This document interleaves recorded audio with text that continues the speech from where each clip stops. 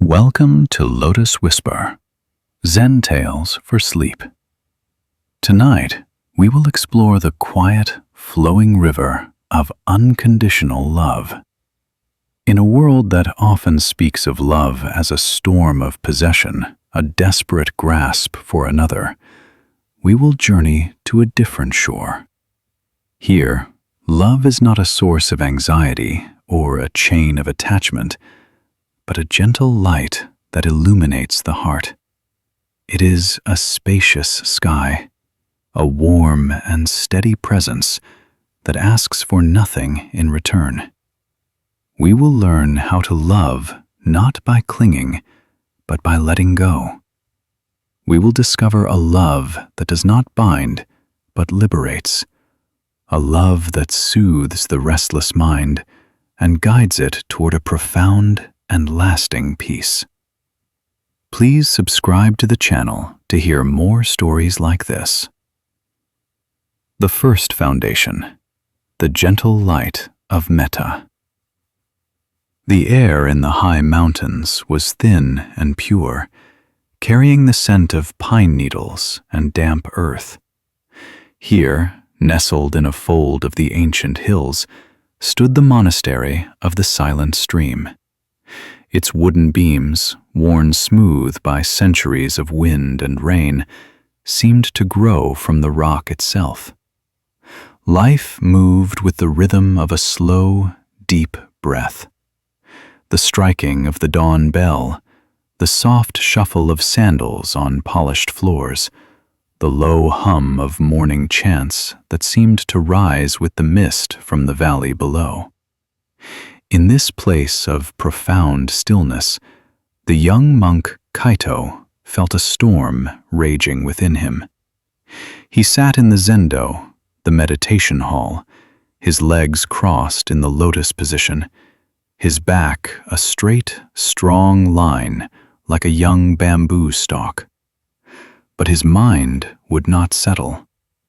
He was supposed to be counting his breaths, following the gentle rise and fall of his own life force, allowing each thought to appear and dissolve like a cloud in the vast sky of awareness. Instead, his mind was a tangled thicket. At its center was a memory, a face, the memory of a girl named Hana from the life he had left behind in the village. Her smile, the way her eyes would crinkle at the corners, the sound of her laughter like small bells in the wind. These were not just memories, they were hooks that had caught deep in his heart. He would begin his count. 1. The in-breath, cool as it entered his nostrils. The out-breath, warm as it left his lips. 2. The image of Hana by the river, her dark hair catching the afternoon sun. He felt a familiar ache, a sweet, sharp pang of longing that spread through his chest. He had lost the count. He would begin again. 1. The feeling of her hand in his, small and warm. 2. The promise they had made, a whisper under a willow tree, a promise now scattered like dust. The anxiety was a physical thing, a tightness in his throat, a knot in his stomach. He loved her. He still loved her. But this love felt like a cage. It was a love born of fear, the fear of her forgetting him, the fear of his own memory fading, the fear that without this intense, aching feeling, a part of him would cease to exist. This was not the spacious, liberating path he had sought. This was a narrow, painful road, and he walked it every day. During his chores, sweeping the fallen leaves in the stone garden, his mind was not on the gentle rhythm of the bamboo broom, but on her. He would arrange the stones and rake the sand into patterns of flowing water, but the water he saw was the river where they had met. When he ate his simple meal of rice and pickled vegetables, he did not taste the food. He tasted only the bitterness of his own attachment. He felt a deep sense of failure. The other monks seemed to glide through their days with a quiet grace, their minds as clear and placid as the monastery's koi pond on a windless morning. His own mind was the pond during a storm, its surface broken, its depths churned and muddy. One evening, long after the final bell had echoed into silence, Kaito could not sleep. The moon was a perfect silver disk in the indigo sky, and its light cast long, soft shadows across the courtyard. He left his cell and walked to the edge of the koi pond, watching the great, silent fish drift like dreams of orange and white beneath the surface. The moon floated on the black water, a perfect reflection. But as a single koi rose to break the surface, the moon shattered into 1,000 shimmering pieces. Kaito sighed. That was his heart. A single thought of her, and his peace would shatter. A soft sound made him turn. It was Kenjiro, the old Zen master, his teacher. The master's face was a map of gentle wrinkles, and his eyes held a deep, quiet amusement, as if he were sharing a secret with the universe. He moved without a sound, his dark robes blending with the shadows. He stood beside Kaito, not speaking, simply sharing the silence and the moonlight. After a long while, Kenjiro pointed a thin finger at the pond. "The moon does not complain when the fish disturbs its reflection," he said, his voice as soft as moss. "It does not grasp for its wholeness. It simply waits. And when the water is still again, the moon is there, as it always was." Tears welled in Kaito's eyes. He felt seen, his inner struggle laid bare not by accusation, but by a simple, profound kindness. "Master," he whispered, his voice thick with emotion. "My water is never still. I am trying to let go of someone, a memory, but the more I try, the tighter the knot becomes. I feel this love is a poison, but I am afraid to live without it. I am afraid of the emptiness." Kenjiro nodded slowly, his gaze still on the pond. "You think love is a thing you must hold, Kaito, like a beautiful, rare stone. You keep it clenched in your fist, afraid to lose it. But when your fist is clenched, you cannot receive anything else. You cannot feel the warmth of the sun or the coolness of the stream. And the stone itself, it becomes a burden, its sharp edges digging into your own palm." He turned to face the young monk, his eyes full of a vast compassion. "The love you are feeling is not the poison. The poison is the clinging, the fear, the idea that this person, this memory, is the source of your happiness. You are looking for a well in the desert when you are carrying an ocean inside you. We must teach you how to find it." The master led Kaito to a small, secluded part of the garden, where a single camellia tree stood, its pink blossoms glowing faintly in the moonlight. He gestured for Kaito to sit. "We will not try to destroy your love," Kenjiro said. "We will transform it. We will make it bigger. So big that it has no object, no owner. So big that it fills you, and then overflows to touch everything. This practice is called metta. It means loving kindness. It is the light of a lamp that you first turn upon yourself. Kaito looked confused. Myself?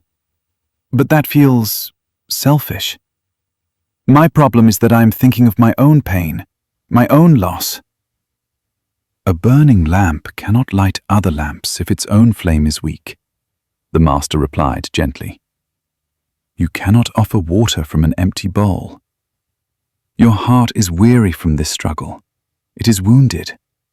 The first step is to offer kindness to your own heart, to stop fighting. And so, Kaito's new practice began. Each morning, before the dawn bell, he would sit, not to battle his thoughts, but to befriend them. Following Kenjiro's instruction, he placed a hand over his own heart. He could feel its frantic, anxious beat.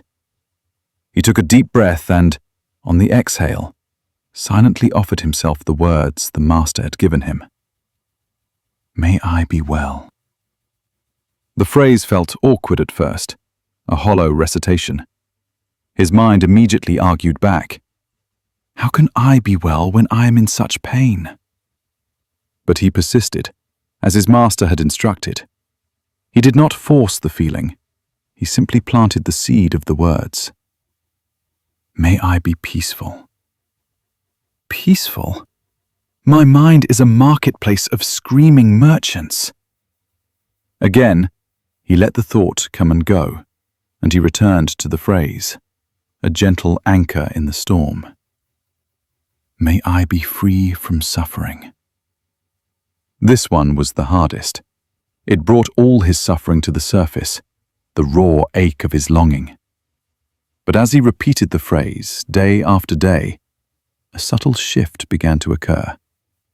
He was not demanding to be free from suffering, but rather offering a gentle wish, a kind hope. It was the way a mother might soothe a crying child, not with anger or impatience, but with a soft, steady murmur of comfort. He was learning to be a mother to his own heart. After a week, Kenjiro approached him again. The ground is now tilled, he said. Now, we can plant a flower for another. He instructed Kaito to continue the practice, but after offering kindness to himself, he was to bring the image of Hana to his mind. Kaito's heart immediately clenched in the old, familiar way. He braced for the pain. Do not think of what you have lost, Kenjiro advised. Do not think of what you want. See her simply as another being who, just like you, wishes to be happy. Now, offer her the same gift you have been giving yourself. Kaito sat with her image. He saw her face, not as something he owned or had lost, but just as a face. He breathed in, and on the out-breath, he silently wished for her. May you be well. A strange thing happened. The wish felt pure. It was not a plea for her to return, not a bargain with the universe. It was a simple, unburdened offering. May you be peaceful.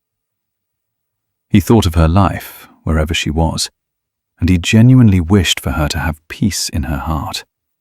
A small measure of the tightness in his own chest began to dissolve. May you be free from suffering. He wished for her to be free from all pain, all sorrow. And in that selfless wish, he felt his own suffering lessen. The love was still there. The warmth was still there. But the sharp, painful edges of attachment were beginning to soften. It was as if he had been holding on to a thorny branch, and now he was learning to simply appreciate the beauty of its rose, without needing to possess it. The practice continued to expand. Kenjiro then told him to bring to mind a neutral person, someone he saw but felt nothing for. Kaito chose the old farmer who delivered radishes to the monastery kitchen. He was a man with a weathered face and quiet eyes. Kaito had never given him a second thought. Now, He sat and held the image of this man in his mind. May you be well. May you be peaceful. May you be free from suffering. At first, it felt meaningless, but as he continued, he began to see the farmer not as a functionary, a radish deliverer, but as a person with his own hopes, his own fears, his own quiet struggles. A flicker of connection was kindled. The world, which had shrunk to the size of his own heartache, began to expand again. The final step in this stage of his training was the most expansive. Now, Kenjiro said, his voice barely a whisper in the quiet zendo, let the walls of your heart dissolve. Let this kindness flow out to all of us in this monastery, to the people in the village you left behind, to the farmer and his family, to the birds in the trees and the fish in the pond, to the creatures you cannot see, the ones who burrow in the earth and fly in the night sky. Let it flow to all beings, everywhere, without exception. Kaito sat. He began with himself, the small, warm flame of metta in his own heart. Then he let it expand to Hana, a soft, glowing light. Then to the radish farmer, then to the master Kenjiro, then to the other monks, their calm, breathing forms all around him. He felt the warmth spread, moving beyond the walls of the zendo, flowing down the mountain path into the village, across the fields and rivers. It was a wave of gentle, unconditional goodwill. He was no longer the source of it. He was merely a channel. The love was not his. It was a fundamental quality of the universe, and he was simply learning to attune himself to its frequency. The great ocean he had been carrying inside was finally being undammed.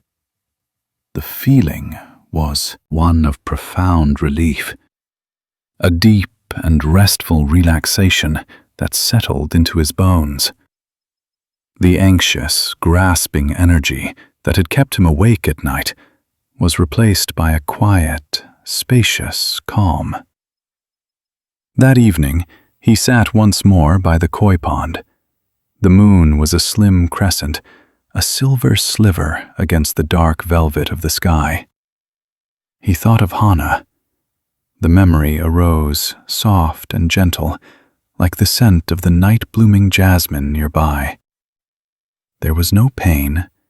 There was no desperate pull. There was only a quiet, loving warmth. He could wish her well and feel a sense of peace in that wish. The love had not vanished. It had transformed. It had been freed from the small, suffocating box of his own ego and allowed to join the boundless love that holds the stars in the sky. He looked at the moon's reflection, a fragile sliver of light on the dark water. A koi swam by, and the reflection rippled, but it did not feel like shattering anymore. It was just the nature of water, the nature of life, impermanent, ever-changing, and beautiful in its dance.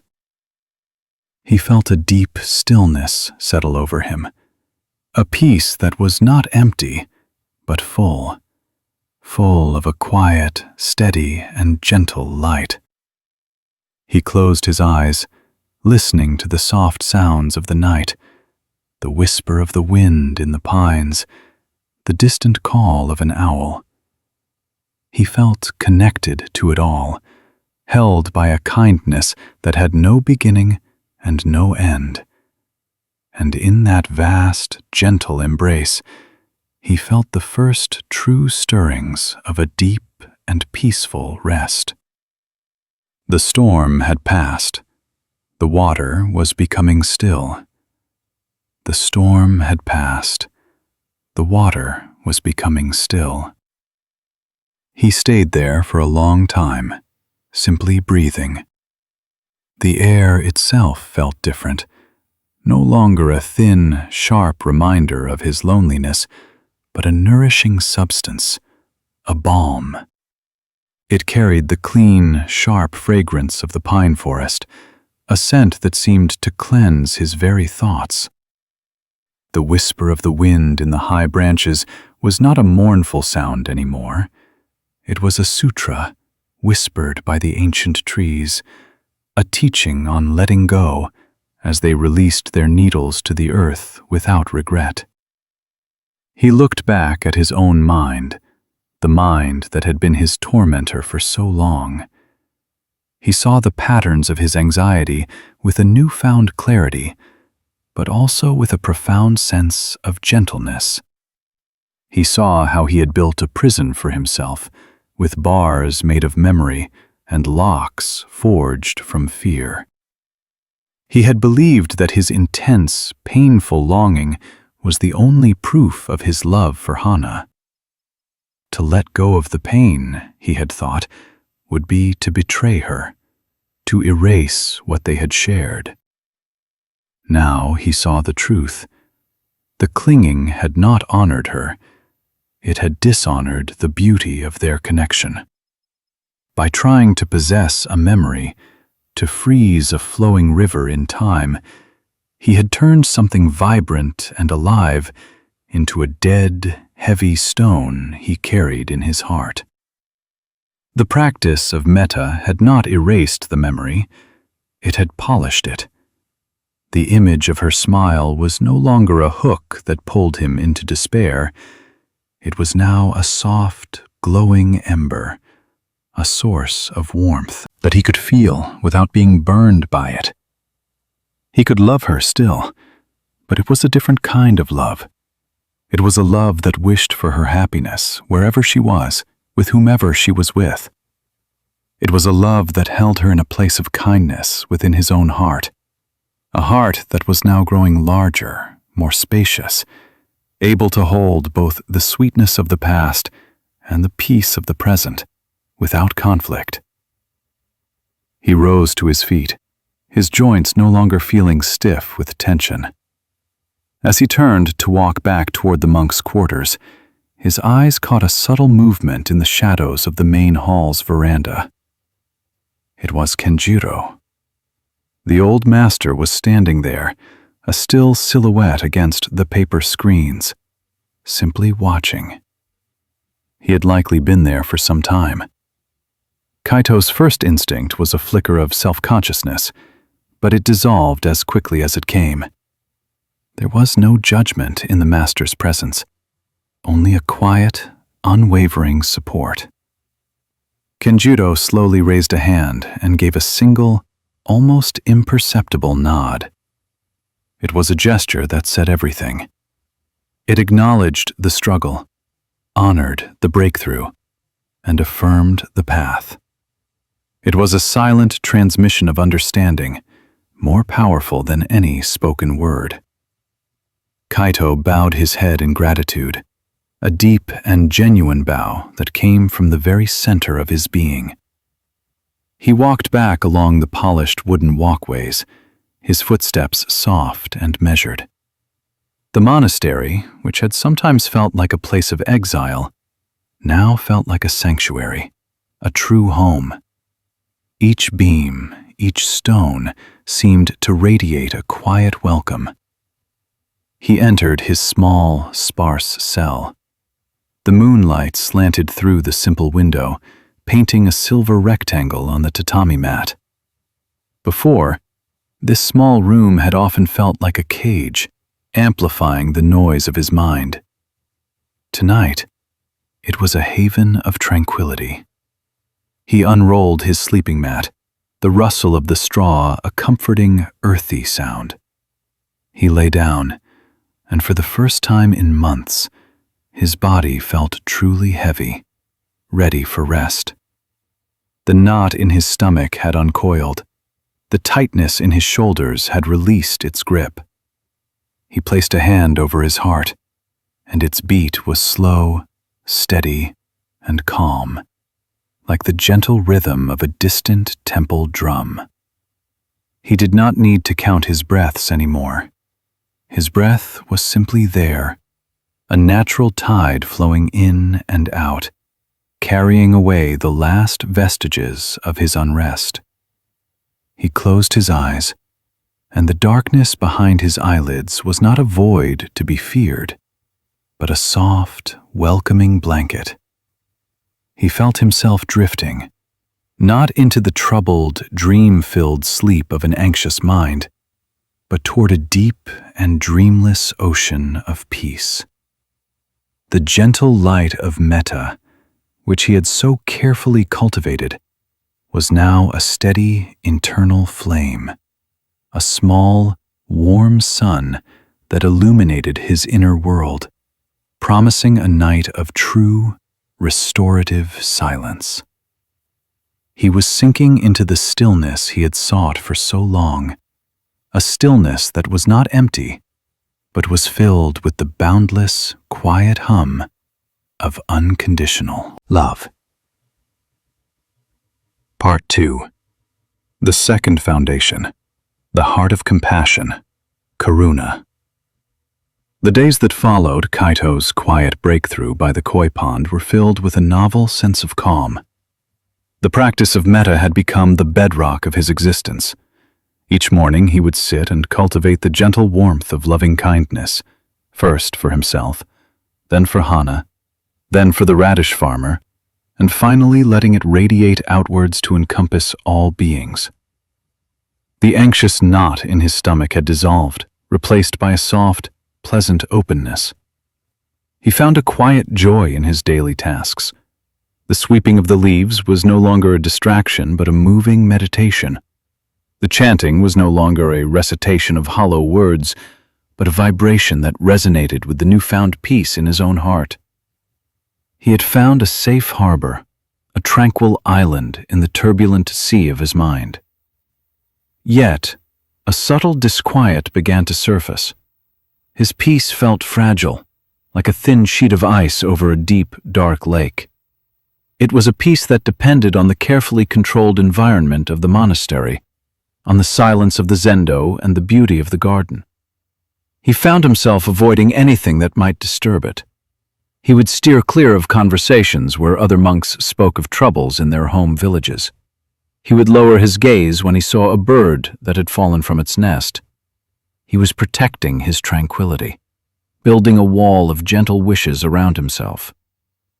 He did not realize that a peace that needs protecting is not true peace at all. It is merely a temporary absence of disturbance. Master Kenjiro, with his quiet, all-seeing eyes, noticed this. He saw that Kaito had learned to light a lamp, but was now keeping it in a room with no windows, afraid the wind might blow it out. One afternoon, as Kaito was meticulously arranging pebbles in the sand garden, the master approached him. "The garden is beautiful, Kaito," Kenjiro said, his voice calm and steady. "The patterns are perfect. But the world is not a sand garden. Sometimes the rain comes and washes the patterns away. Sometimes a wild animal runs through it in the night. What do you do then?" Kaito looked up, unsure of the master's meaning. "I would rake it again in the morning, master. I would restore the stillness." "Ah," Kenjiro said, a knowing look in his eyes. "But some disturbances cannot be so easily raked away. You have learned to wish all beings well. That is the first gate. But what do you do when you meet a being who is not well? Do you simply stand at a distance and wish, or do you walk toward them? Your metta is a beautiful flower, but it is growing in a pot. It is time to plant it in the earth, where it can be nourished by the rain and the mud." The next morning, Kenjiro gave Kaito a new duty. He was to spend his days assisting Sister Jiko. A cold dread washed over Kaito. Sister Jiko was a very old nun, almost as old as the monastery itself. She did not spend her time in quiet meditation or scholarly pursuits. She ran a small infirmary at the far edge of the monastery grounds, a place where the sick, the elderly, and the forgotten from the nearby villages could come to live out their final days. It was a place of suffering, a place of decay and death. It was the storm that Kaito feared would shatter his fragile peace. With a heavy heart and a mind full of resistance, he made his way to the low wooden building. The air here smelled different, not of pure pine and incense, but of boiled herbs, old blankets, and the faint, unsettling scent of sickness. He pushed open the screen door and stepped inside. The room was dim, lit by the soft, hazy light filtering through paper windows. On simple straw mats lay half a dozen figures, each a small island of suffering. An old man, his face a mask of pain, coughed a dry, rattling cough. A woman stared at the ceiling with vacant eyes, her mind lost in a fog of confusion. In the corner, a young boy, pale with fever, whimpered softly in his sleep. Sister Jiko was moving between them. She was a tiny, stooped figure, her back bent like a question mark. Her hands, gnarled with age, were incredibly steady. She moved with a slow, deliberate grace, a quiet efficiency that was deeply calming. She was not rushing to fix things. She was simply being present. She held a cup of water to the old man's lips. She gently straightened the blanket over the young boy. She sat for a moment beside the woman with the vacant eyes, humming a low, tuneless song, a sound as comforting as the hum of a bumblebee in a summer garden. She looked up and saw Kaito standing frozen in the doorway. A faint smile touched her lips, a smile of profound, weary kindness. "Ah, the young monk," she said, her voice raspy like dry leaves. "The master told me you were coming. Do not just stand there like a statue. Your peace is of no use in the doorway. Bring it inside." She gestured for him to help her. His first task was to change the bandages on the old man's leg. The man's name was Isamu. He was a retired fisherman, and his leg was riddled with sores that would not heal. As Kaito knelt, his stomach churned. The sight and smell of the wound were overwhelming. He tried to practice his metta. "May you be well. May you be peaceful." The words felt like empty platitudes, a useless mantra against the stark reality of the man's pain.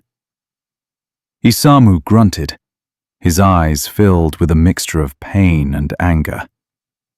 "Be careful, boy," he growled. "You city monks know nothing of real work.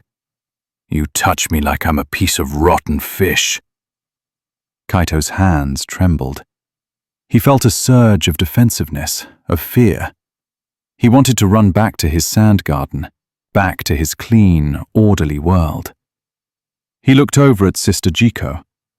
She was watching him, her gaze unwavering.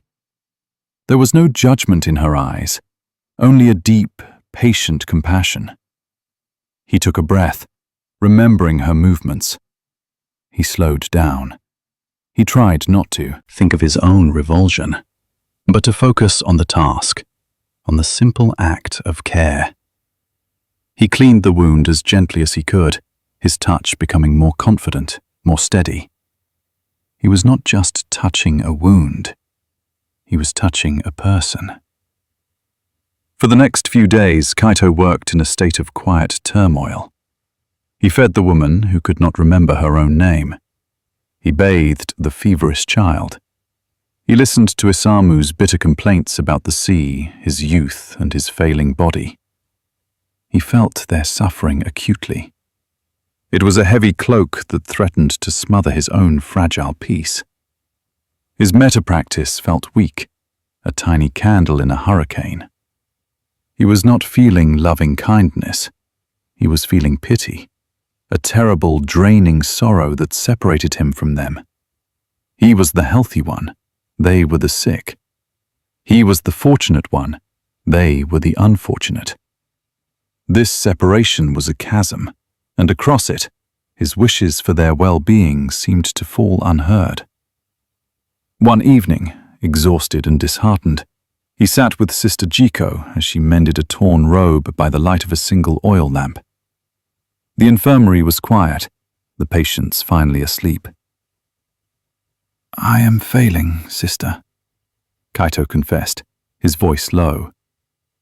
"Master Kenjiro sent me here to learn, but all I feel is my own weakness. Their suffering is too great. It pulls me down. My peace is gone." Jiko did not look up from her sewing. Her needle moved in and out of the fabric with a steady, hypnotic rhythm. "You think peace is a quiet pond," she said after a long silence. "And you are afraid their suffering is a stone that will shatter its surface. But that is not peace. That is just the absence of stones. True peace is the depth of the pond, which remains undisturbed no matter how many stones are thrown into it." She paused, biting off a thread. "You are practicing metta, loving kindness. It is a good start. It is like warming your hands by a fire. But you are standing far away from the fire, afraid of being burned. You are trying to send warmth across a cold room. Karuna, compassion, is different. Karuna is the courage to move closer to the fire, not to be consumed by it, but to share its heat, and to understand that the same fire that warms also burns. It is the willingness to feel the tremor of another's suffering in your own heart, and to not turn away." "But it hurts," Kaito whispered. "I feel their pain, and it is overwhelming." "No," she said, finally looking at him, her dark eyes clear and deep. "You are feeling your own fear of their pain. That is what hurts. Compassion is not the same as suffering with them. It is suffering's antidote. When you truly feel compassion, the wall between you and them dissolves. There is no longer a healthy person and a sick person. There are only two human beings sharing a moment of existence. In that shared space, there is no fear. There is only connection. And in that connection, there is a strength you have not yet discovered." Her words settled into him, planting a seed of new understanding. The next day, he approached his work differently. When he knelt beside Isamu, he did not just see a wounded leg. He saw the whole man. He saw the strong fisherman he once was, the pride in his eyes, now clouded by the fear of helplessness. He saw the loneliness of a man who had outlived his friends and his purpose. Kaito's heart trembled, not with pity, but with a profound sense of shared humanity. Here was a being, just like him, who was afraid and in pain. Isamu began his usual litany of complaints, his voice sharp and bitter. But this time, Kaito did not shrink away. He did not try to offer empty words of comfort. He simply listened. He met the old man's angry gaze with a quiet, steady presence. He continued to clean the wound, his hands now moving with a gentle certainty. He was no longer just performing a task. He was offering his full attention, his full presence. After a long while, Isamu's angry words trailed off into silence. He watched the young monk's careful movements. A single tear traced a path through the weathered landscape of his cheek. "The sea. She was a cruel mistress," the old man whispered, his voice suddenly soft. "But she was beautiful." Kaito looked up and met his eyes. He nodded slowly. "Yes," he said. "I can imagine she was." In that moment, the chasm between them vanished. There was no monk and no patient. There were just two men, breathing the same air, sharing the same fragile mortality.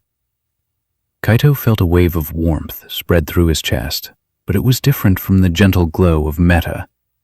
This was a powerful, resilient warmth, a love that was not afraid of the dark. It was the strength Sister Jiko had spoken of. He had moved closer to the fire, and he had not been burned. He had been transformed. From that day on, everything changed. He learned to sit with the woman with the vacant eyes, not trying to make her remember, but simply sharing her silent world. He learned to soothe the feverish child, not with anxious fussing, but with a calm hand and a soft chant. He discovered that true compassion was not an emotion that drained him, but an action that replenished him. By opening his heart to the reality of suffering, he was not losing his peace. He was discovering a deeper, more unshakable peace. It was the peace of the deep ocean, which holds all the storms on its surface, but remains profoundly still in its depths. One evening, returning to his cell after a long day in the infirmary, he felt a deep, bone-weary tiredness, but his mind was luminous and clear. He sat on his cushion, not to build walls around his peace, but to let the walls of his own heart dissolve completely. He breathed in the suffering of Isamu, of the forgetful woman, of the small child. He breathed out a wave of profound, heartfelt compassion. It was no longer an abstract wish. It was an embodied reality. He saw that the river of love had two currents, the gentle, warming flow of metta and the strong, steady, active flow of karuna. Together, they made a river that could wear away the hardest stone of fear and separation. He lay down on his mat, and his body sank into a deep relaxation. The anxieties of his old life, his attachment to Hana, seemed like a distant memory from another lifetime. Even the newer anxiety, the fear of losing his peace, had vanished. His heart felt vast, capable of holding all the sorrow and all the joy of the world without breaking. It was the unshakable heart of compassion. And as he drifted into sleep, it was not the empty sleep of escape, but the full, restorative sleep of a heart that has found its true home. Not in a place of perfect stillness, but in the messy, beautiful, and profound act of loving a world that is full of suffering. He was sinking into a stillness born not of isolation, but of profound connection.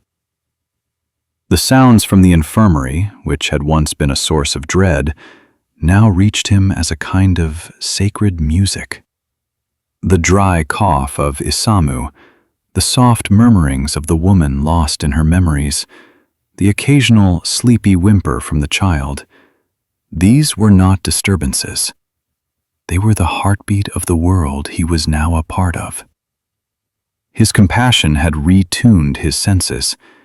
He no longer heard just the noise of sickness.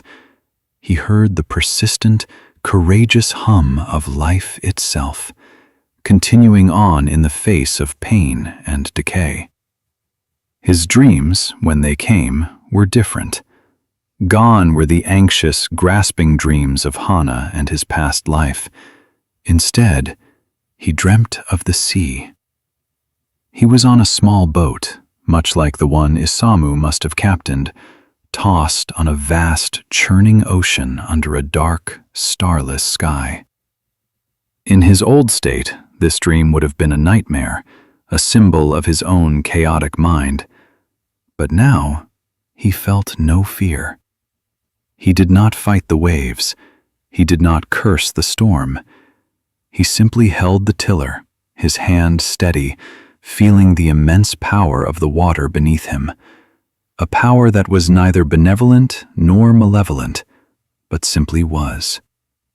He was a small, fragile being in the face of an awesome, untamable force, and yet he was at peace. He understood, in the way one only understands in dreams, that his task was not to calm the ocean, but to learn how to navigate its swells with a steady heart. He was a part of the ocean, not separate from it. He awoke before the dawn bell, feeling a sense of clarity he had never known. The dream lingered, not as a memory, but as a felt sense in his body. He understood what Sister Jiko had been trying to teach him. Compassion was the art of navigating the ocean of suffering. Metta, loving kindness, was the light in the lamp on his boat, showing him the way. But karuna, compassion, was the hand on the tiller, the courage to steer directly into the storm, not to conquer it, but to be with it, to move with its power, and to find the stillness at its very heart. He rose and went not to the zendo for his morning meditation, but back to the infirmary. The oil lamp was still burning low, casting a warm, flickering light. Sister Jiko was already awake, sitting in her simple chair, her eyes closed. He thought she was meditating, but as he drew closer, he saw that she was simply watching her patients, her gaze sweeping over them with a quiet, maternal tenderness. She opened her eyes as he approached, and the smile she gave him was one of complete understanding. "The heart is a muscle," she said softly, as if continuing a conversation from the day before. "When you first exercise it, it aches. You have been feeling the ache. But if you continue, it grows stronger.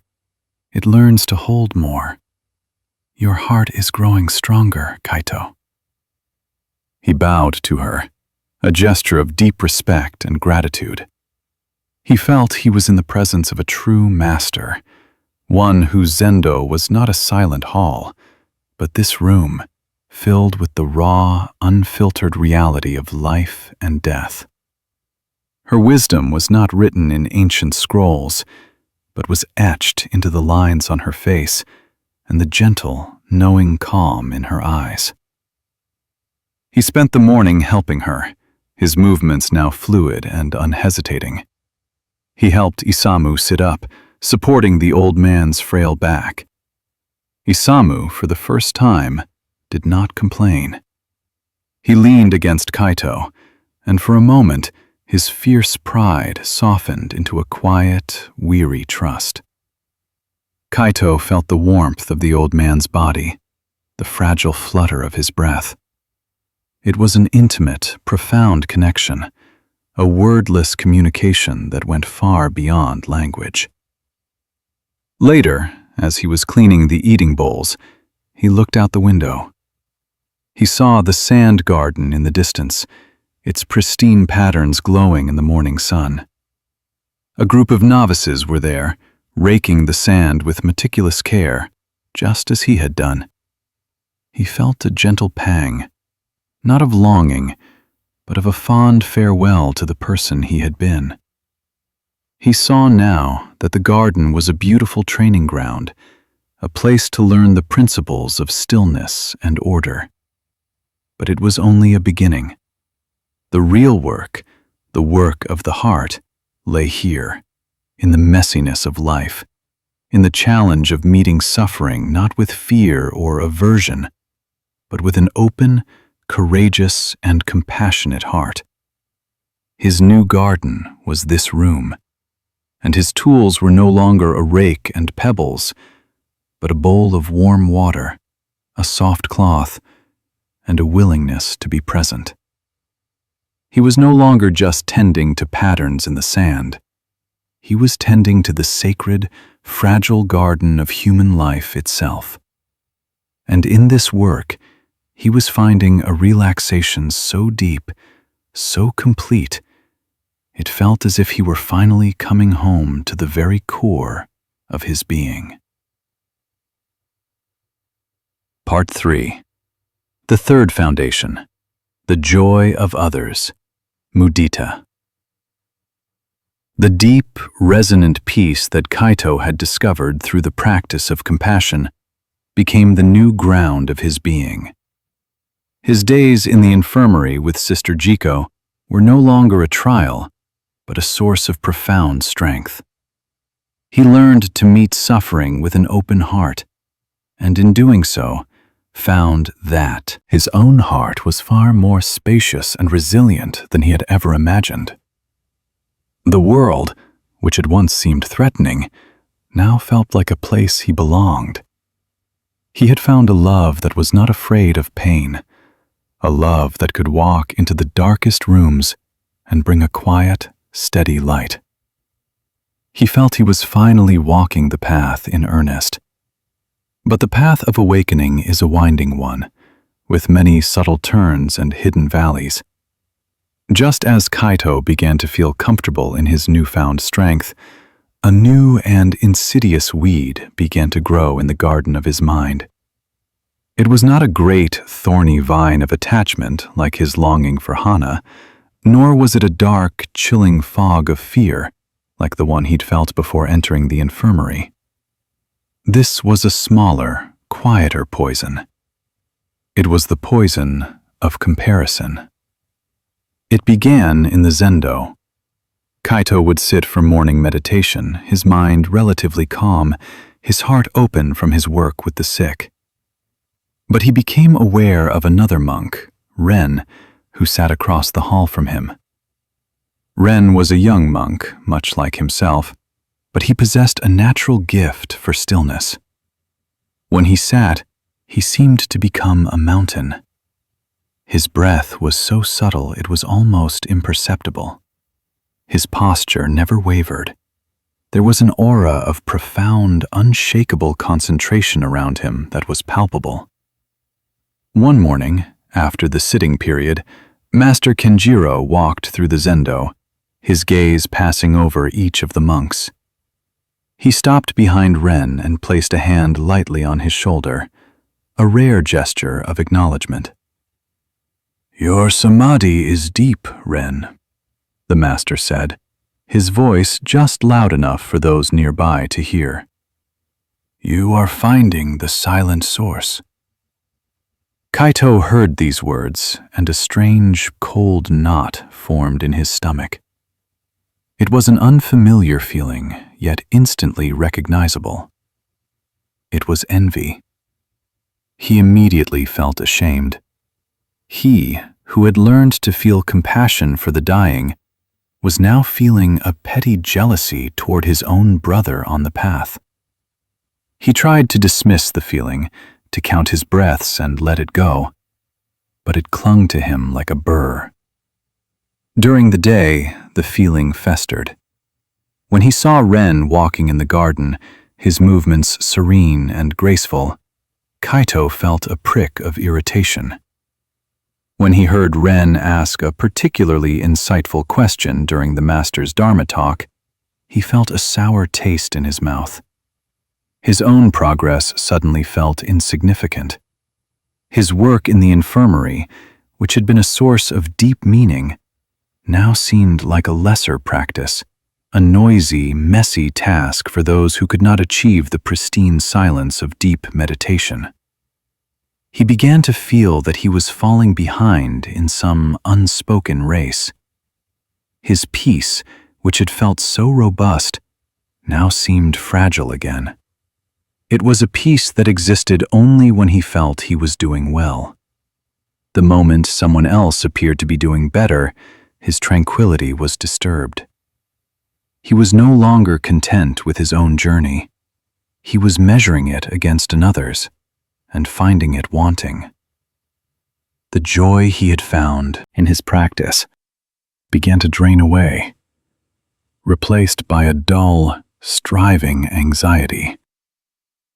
Kenjiro, who missed nothing, noticed the subtle shift in his student. He saw the slight furrow in Kaito's brow, the way his shoulders were tensed, the lack of light in his eyes.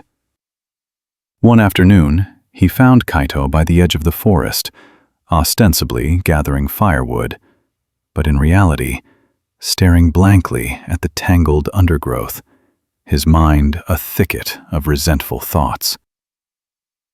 "A sharp axe is a wonderful tool, Kaito," the master said, appearing silently beside him. "But it is of no use if you are trying to chop your own shadow." Kaito started, chagrined. He bowed his head. "Master, I am ashamed. My heart has become small and hard. I see the success of another, and it does not bring me joy. It feels like a stone in my shoe." Kenjiro nodded, his expression gentle. "You have learned to open your heart to sorrow. That is a great and difficult gate to pass. But there is another gate, one that can be just as difficult.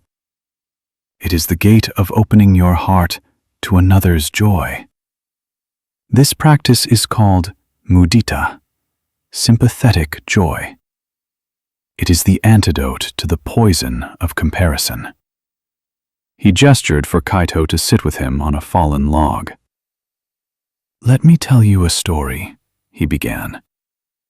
"In a village not far from here, there were two potters. One was named Haru, which means springtime. His work was full of life. His hands moved over the clay with a natural, joyful grace, and his pots were famous for their simple, elegant beauty. People said he did not make pots, but simply allowed the spirit of the clay to express itself through him. He was happy in his work, and his happiness shone through in every piece he created. The other potter was named Akio, which can mean dark man. Akio was also very skilled, perhaps even more technically proficient than Haru. But his heart was heavy with envy. He did not work with joy, but with a grim determination to be better than Haru. When he sat at his wheel, he was not thinking of the clay. He was thinking of Haru's latest glaze, of the praise Haru had received at the market. His mind was a constant storm of comparison. This poison in his mind flowed down through his arms and into his hands. His touch on the clay was tight, controlling. His pots were technically perfect, but they were lifeless. They lacked the warmth, the breath of Haru's work. And a strange thing would happen. Akio's pots would often crack in the kiln. The hidden tension he had imparted to the clay would be revealed in the fire, and his work would shatter. The more he tried to surpass Haru, the more his own creations were destroyed. His envy was literally breaking his own heart's work. Kaito listened intently, seeing his own struggle reflected in the story of the unhappy potter. One day, Kenjiro continued, an old monk was passing through the village and stopped at Akio's workshop. He saw the shelves of perfectly formed but lifeless pots. He saw the pile of shattered shards in the corner. He watched Akio work, his face a mask of frustration. The monk said nothing, but simply purchased one of Akio's few surviving bowls. Before he left, he turned to the potter. "Your skill is immense," he said, "but you are trying to fill a bowl that is already full of bitter tea. You must empty it first." Akio was angered by the monk's words, but they stayed with him. He was miserable. His work brought him no satisfaction, only frustration. He decided to try something radical. The next market day, he left his own stall and went to Haru's. He stood before a simple, luminous vase that Haru had made. His first instinct was to find fault, to criticize its form or glaze. But he remembered the monk's words. He forced himself to simply look. He looked at the graceful curve of the vase. He saw the subtle, beautiful imperfections that made it unique. He imagined Haru's hands, not tight with envy, but relaxed and joyful, guiding the clay. He felt the warmth and happiness that had gone into its creation. And for a single, pure moment, he forgot himself. He forgot his rivalry, his bitterness, his sense of failure. He simply felt a genuine sense of appreciation for the sheer beauty of the object before him. A wave of joy for Haru's talent washed over him, a clean, refreshing feeling. It was as if a great weight had been lifted from his shoulders. He went back to his own workshop, and when he sat at his wheel, his mind was quiet. He felt the cool, damp earthiness of the clay. He listened to it. His hands were relaxed, responsive. He was not trying to be better than anyone. He was simply joining in the joyful act of creation. That day, he made a simple tea bowl. It was not technically perfect, but it was alive. It had warmth. It had heart. And when he took it from the kiln, it was whole. He had learned that celebrating another's light does not diminish your own. It allows you to see your own light more clearly. Kenjiro fell silent. The only sound was the rustling of leaves in the forest. Kaito felt the truth of the story resonate deep within him. He was Akio, shattering his own peace in the kiln of his envy. So, the master said softly, when you are in the zendo, and you see Ren sitting like a mountain, what will you do?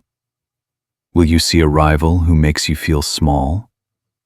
Or will you see a beautiful vase, a testament to the fact that such profound stillness is possible for a human being? His success is not your failure, Kaito. It is a gift. It is a signpost on the path, showing you what is possible. Can you be happy that such a signpost exists?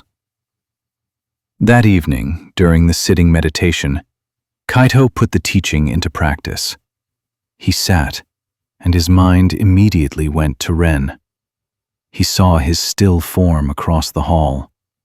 The familiar knot of envy began to tighten in his stomach. But this time, he did not fight it or indulge it. He remembered the story. He looked at Ren not as a competitor, but as a work of art. He observed the perfect alignment of his spine, the utter calm on his face. He imagined the deep silence within Ren's mind. Then, he did what Akio had done. He made a conscious effort to feel joy. It is wonderful, he thought, that a human being can be so peaceful. It is wonderful that this deep stillness exists in our zendo. I am happy for him. I am happy that this is here. He offered the feeling as a silent gift. May your stillness deepen. May your peace be a light for all of us. A remarkable thing happened. As he generated this feeling of sympathetic joy, the knot in his own stomach dissolved. The tightness in his chest was replaced by a warm, expansive feeling. It was as if a cramped, dark room in his heart had suddenly had a window thrown open, letting in light and fresh air. Ren's stillness was no longer a threat. It was an inspiration. It was part of the collective peace of the hall, a peace that Kaito himself was contributing to and could draw from. He realized that joy was not a limited resource, where one person's gain was another's loss. It was an infinite well. To celebrate another's happiness was to drink from that same well. In the days that followed, he practiced mudita in all areas of his life. When he was in the infirmary and saw Isamu have a moment of pain-free clarity, he felt a surge of genuine joy for the old man's brief respite. When he saw a mother bird successfully teach her fledgling to fly from the eaves of the temple roof, he smiled, and felt a quiet happiness for her success. His world, which had been shrinking down to the narrow confines of his own ego and its petty competitions, began to expand into a vast, interconnected field of shared experience. He was no longer a solitary walker on a lonely path, but part of a great caravan, able to celebrate those who walked ahead and offer a hand to those who stumbled behind. Lying on his mat that night, Kaito felt a new dimension to his peace. It was not the stoic, resilient peace of compassion, nor the gentle, warming peace of loving kindness. It was a bright, sparkling peace, a peace that had laughter in it. He had faced the subtle poison of envy and had found its perfect antidote. By learning to rejoice in the happiness of others, he had unlocked a new and boundless source of joy for himself. His heart, which had learned to hold sorrow, was now learning to dance with joy. As he drifted into sleep, his mind was not just calm, it was luminous, filled with a light and spacious happiness that promised a deep and truly joyful rest. His sleep was filled with light. He dreamt he was walking through a vast field of wildflowers under a brilliant blue sky. Each flower was unique, some tall and proud like sunflowers, others small and humble like violets. In his old state of mind, he would have been searching for the most perfect, most beautiful flower to pick for himself. But in this dream, he walked with a new sense of wonder. He knelt to admire the intricate pattern on a single orchid petal. He marveled at the vibrant, defiant red of a poppy. He felt a pure, unadulterated joy in the sheer existence of each and every bloom. The beauty of the towering sunflower did not make the violet any less lovely. The field was a symphony of color and form, and his heart was filled with gratitude for the whole orchestra, not just a single instrument. He awoke with the feeling of that joyful expanse still lingering in his heart. The practice of mudita began to subtly reshape his interactions within the monastery. Before, he had often been quiet and withdrawn, preoccupied with his own inner struggles. Now, he found himself genuinely interested in the lives of his fellow monks. He would listen with full attention when an older monk spoke of the joy he found in calligraphy, feeling a vicarious pleasure in the graceful sweep of the brush.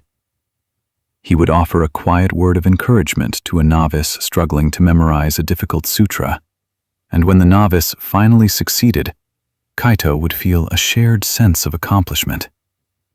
His relationship with Ren transformed completely. One afternoon, they were assigned to work together, tending the monastery's small vegetable garden. The air was warm, and the earth was rich and dark. At first, an awkward silence hung between them, the ghost of Kaito's old envy.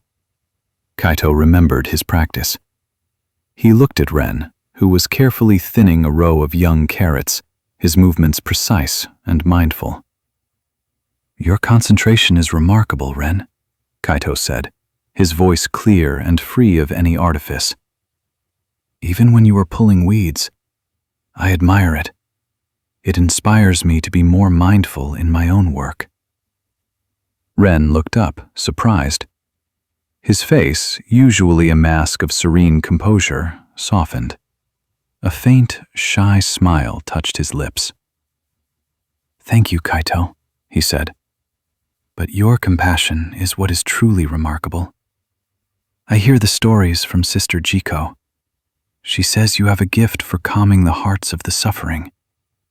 My mind can be still, but my heart is not always so brave. I am not sure I could do what you do." It was a moment of pure, honest connection. Kaito saw for the first time that Ren was not a perfect, unassailable mountain of serenity. He was another human being on the path, with his own strengths and his own perceived weaknesses. The idea of a race, of one being ahead and one behind, dissolved into absurdity. They were simply walking together, each with a different gift to offer, each able to learn from the other. They worked for the rest of the afternoon in a comfortable, companionable silence, the rhythm of their work a shared meditation. Kaito felt a deep sense of brotherhood, a joy in their shared purpose that was far more satisfying than the lonely pursuit of individual achievement. He realized that envy and comparison create a profound loneliness. They build a wall around the self, isolating it in a prison of insecurity. Mudita, sympathetic joy, was the key that unlocked the prison door. It allowed him to step out into the sunlit world of shared humanity, to feel the warmth of connection, to celebrate the vast and varied garden of human talents and virtues. That evening, as he walked back from the garden, his hands smelling of earth and his heart full, he passed the infirmary. He heard a sound he had never heard there before. It was laughter. He peeked through the screen door. Isamu, the old fisherman, was sitting up, propped against a roll of blankets. Sister Jiko was beside him, and she had just told him a story that had made him laugh. A deep, rumbling sound that seemed to shake the dust from the rafters. The other patients were smiling, their faces illuminated by the old man's brief, surprising joy. Kaito's heart swelled. He did not feel the need to go in, to be a part of the moment. He could stand outside and simply feel happy for them. He felt joy for Isamu's laughter, joy for Jiko's skill in bringing it forth, joy for the shared moment of light in that place of suffering. He was not the cause of the joy, but by opening his heart to it, he became a participant in it. It flowed into him, as warm and nourishing as the evening sun. He finally understood. Metta, karuna, and mudita were not separate, sequential practices. They were three facets of the same brilliant jewel. Loving kindness was the wish for all beings to be happy. Compassion was the willingness to help those who are not. And sympathetic joy was the wholehearted celebration of those who are. They were all expressions of a heart that was breaking free from the narrow confines of the self. He lay on his mat that night, feeling a profound sense of contentment. The monastery was quiet, but his inner world was vibrant with the echoes of connection and shared joy. He thought of Ren's quiet smile, of Isamu's deep laugh, of the vast, beautiful field of wildflowers from his dream. His mind was not empty. It was full. It was filled with a spacious, relaxed, and deeply peaceful happiness. This was the relaxation that came not from shutting the world out, but from letting it all in. Its sorrow, its beauty, and its joy. And in that full-hearted embrace, he drifted easily into a sleep that was as deep and as bright as a summer sky. Part 4. The fourth foundation, the unshakable heart of Upekkha. Autumn arrived at the Silent Stream Monastery. The air grew crisp, carrying the scent of wood smoke and decaying leaves. The vibrant greens of summer softened into 1,000 shades of gold, crimson, and amber. For Kaito, this season of transformation mirrored the profound changes within his own heart. He had journeyed through the landscapes of loving kindness, compassion, and sympathetic joy, and his inner world was now a place of rich and varied color. The thorns of attachment had been replaced by the soft warmth of metta. The chilling fog of fear had been burned away by the steady fire of karuna. The bitter weeds of envy had been uprooted, making space for the bright, sunlit flowers of mudita. He felt a deep and abiding contentment. His work in the infirmary was no longer a duty, but a calling. His meditation was no longer a struggle, but a homecoming. He felt balanced, whole, and deeply connected to the world around him. This feeling was so pleasant, so profoundly peaceful, that he began to cherish it. He held it close, like a precious jewel. He found himself subtly arranging his life to protect and prolong this state of blissful equilibrium. He sought out moments of connection that would spark his compassion. He looked for the successes of others to fuel his sympathetic joy. He was, without realizing it, becoming attached to being unattached. He was clinging to the pleasant feelings that his practice generated, and subtly avoiding anything that might disturb them. He had built a beautiful house, but now he was afraid to go outside for fear of tracking mud on the floor.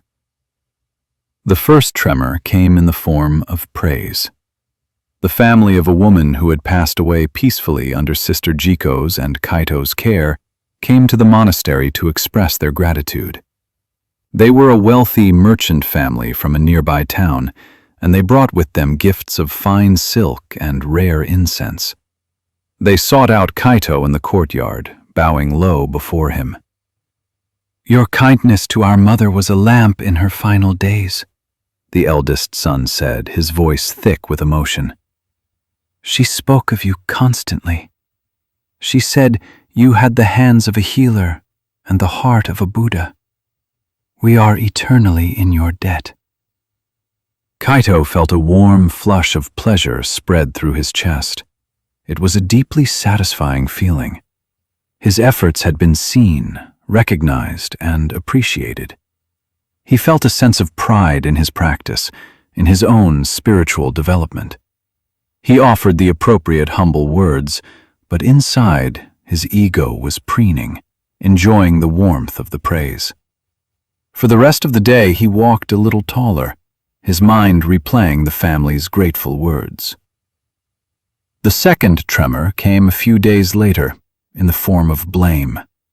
Isamu, the old fisherman, was having a particularly difficult day.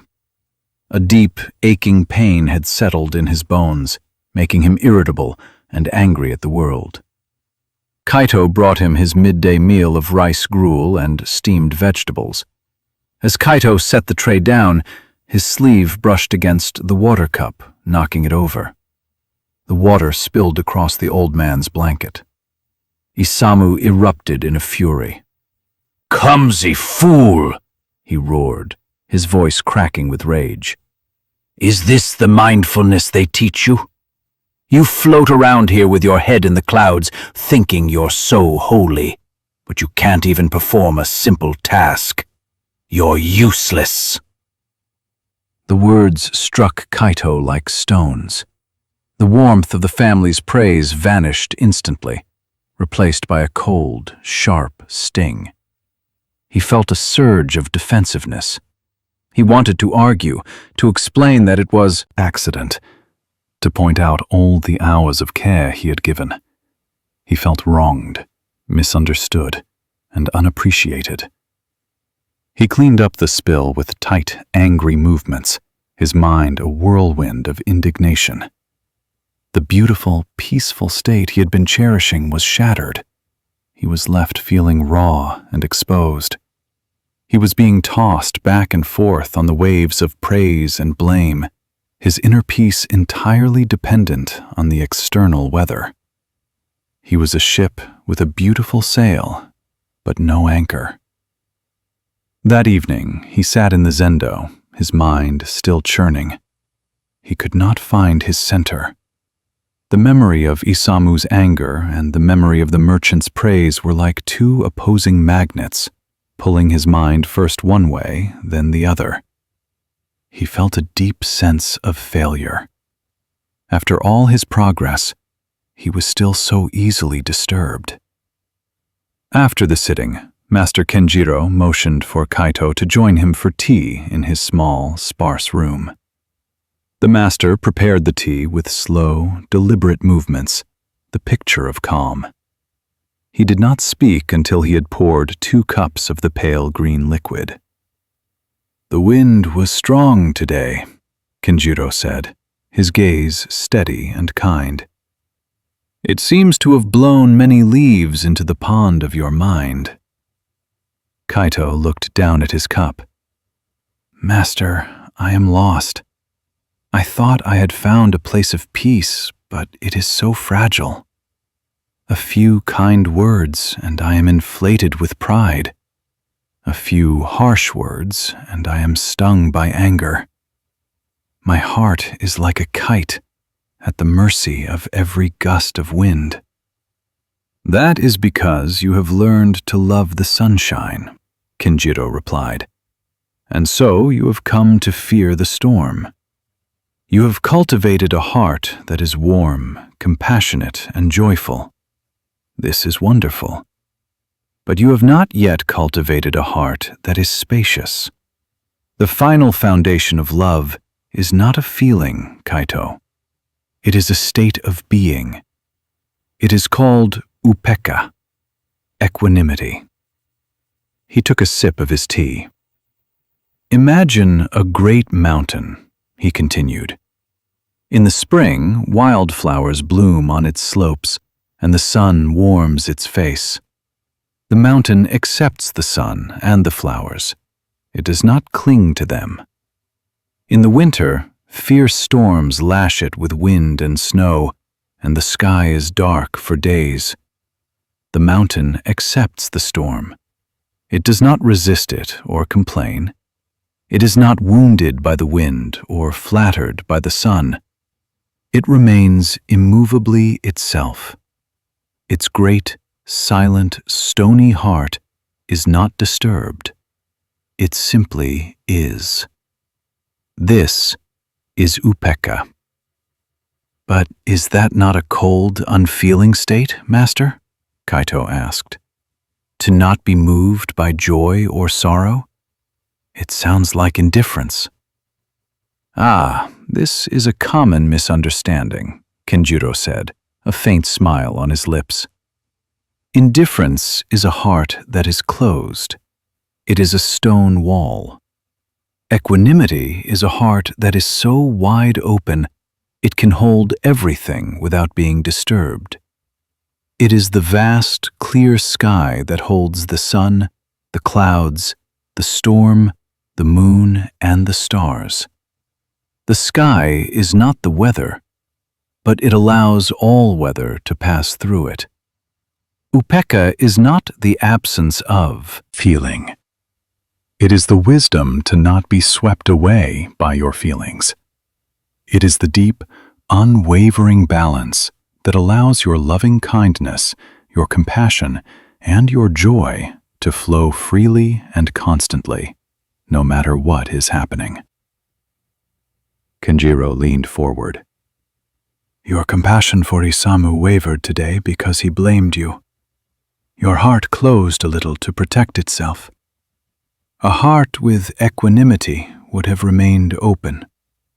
It would have seen his anger not as a personal attack, but as an expression of his own deep suffering. It would have felt compassion for the pain that caused the anger, do you see?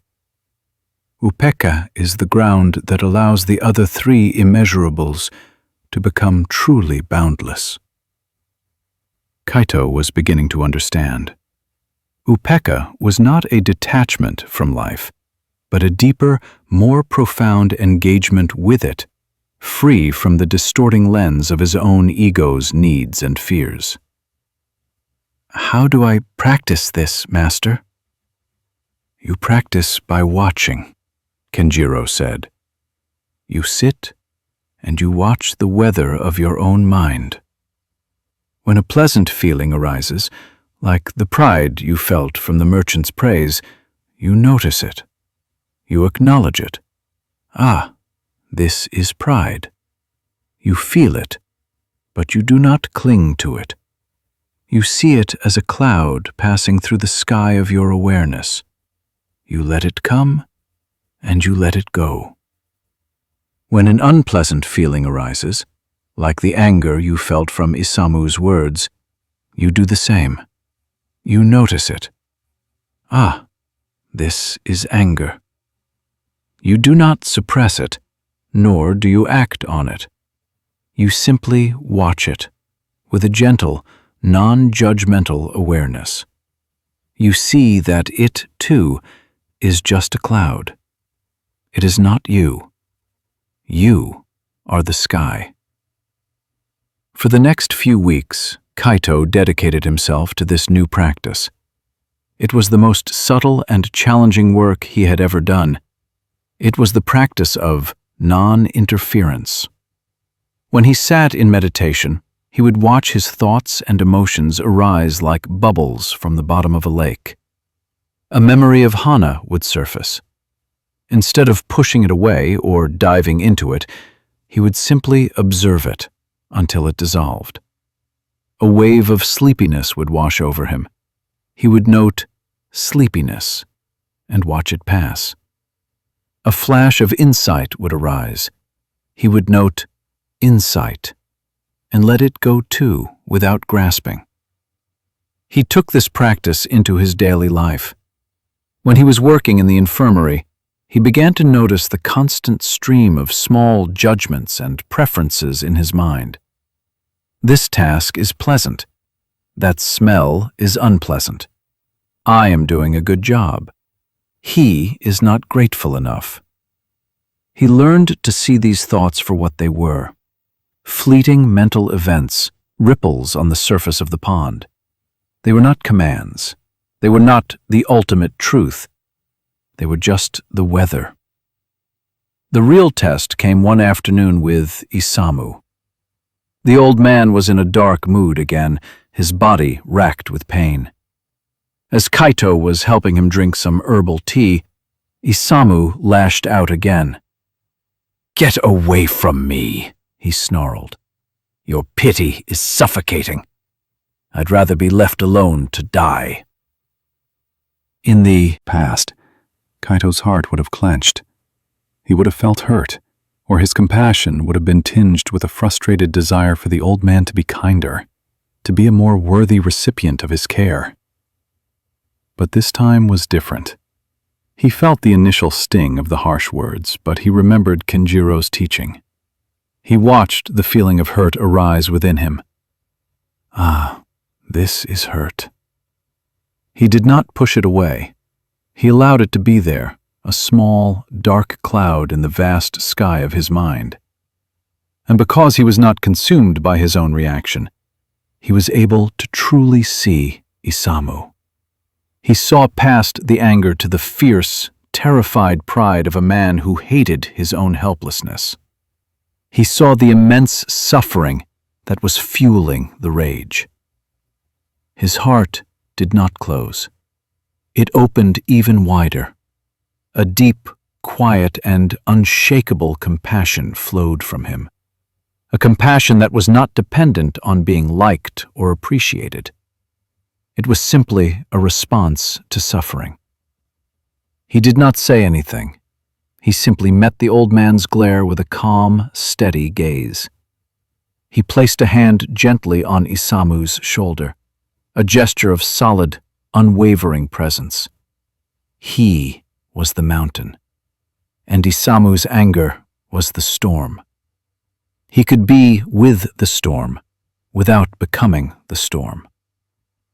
After a long, tense moment, something in Isamu seemed to break.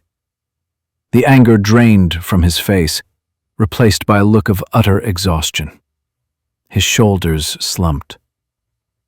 "I'm sorry, boy," he whispered, his voice hoarse.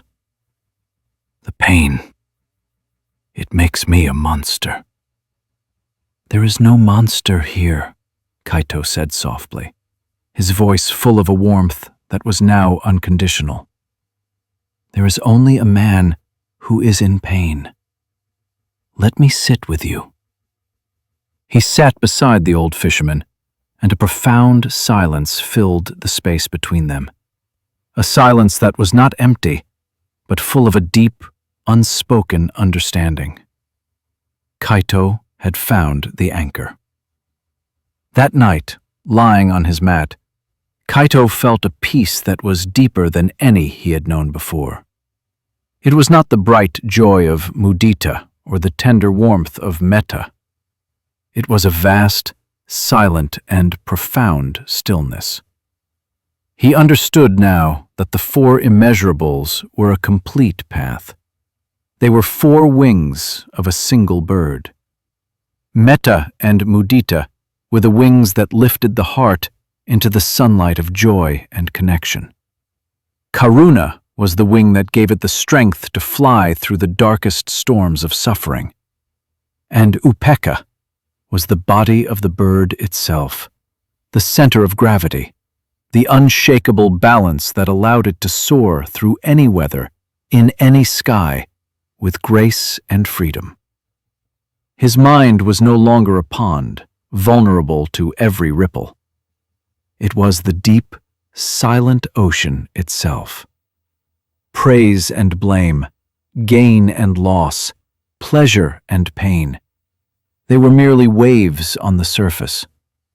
The depths remained profoundly, peacefully, and immovably still. In this vast, spacious, and unshakable heart, he let go of all effort and drifted into a sleep that was as deep and as boundless as the night sky. His sleep was dreamless, a pure, restorative void. He awoke, feeling not just rested, but fundamentally rearranged. The world seemed different, clearer, as if a layer of fine dust had been wiped from his senses. The morning light slanting through his window didn't just illuminate the room. It seemed to be a manifestation of pure presence. The distant sound of the temple bell wasn't just a call to rise.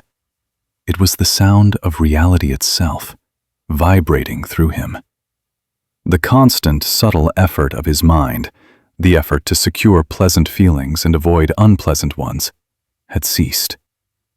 In its place was a simple, effortless awareness.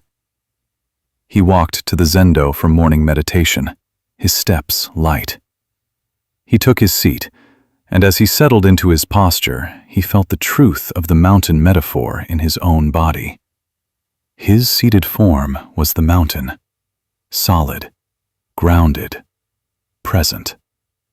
The thoughts and sensations that flowed through him were the weather. Aches in his knees, the memory of a conversation with Sister Jiko, a plan for the day's chores. They all came and went like clouds, none of them touching the deep stillness at his core. He was no longer trying to achieve a quiet mind.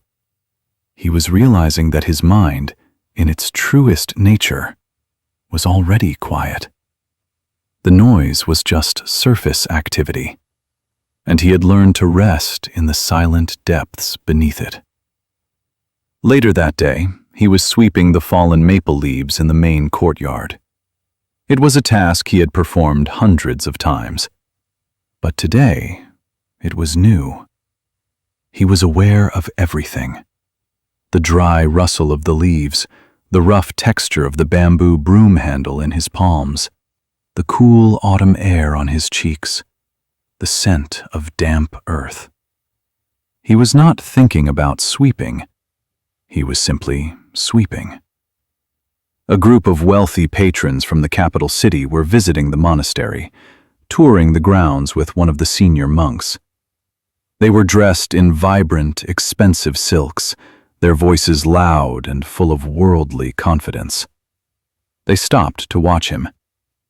"Look at the discipline of these monks," one of them said, his voice carrying clearly across the courtyard.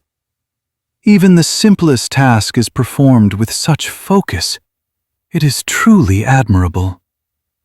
Another member of the party, however, was less impressed. "It's just sweeping," she said with a dismissive laugh. "A task for a servant. What a waste of a young man's life." A year ago, Kaito would have been buffeted between these two comments.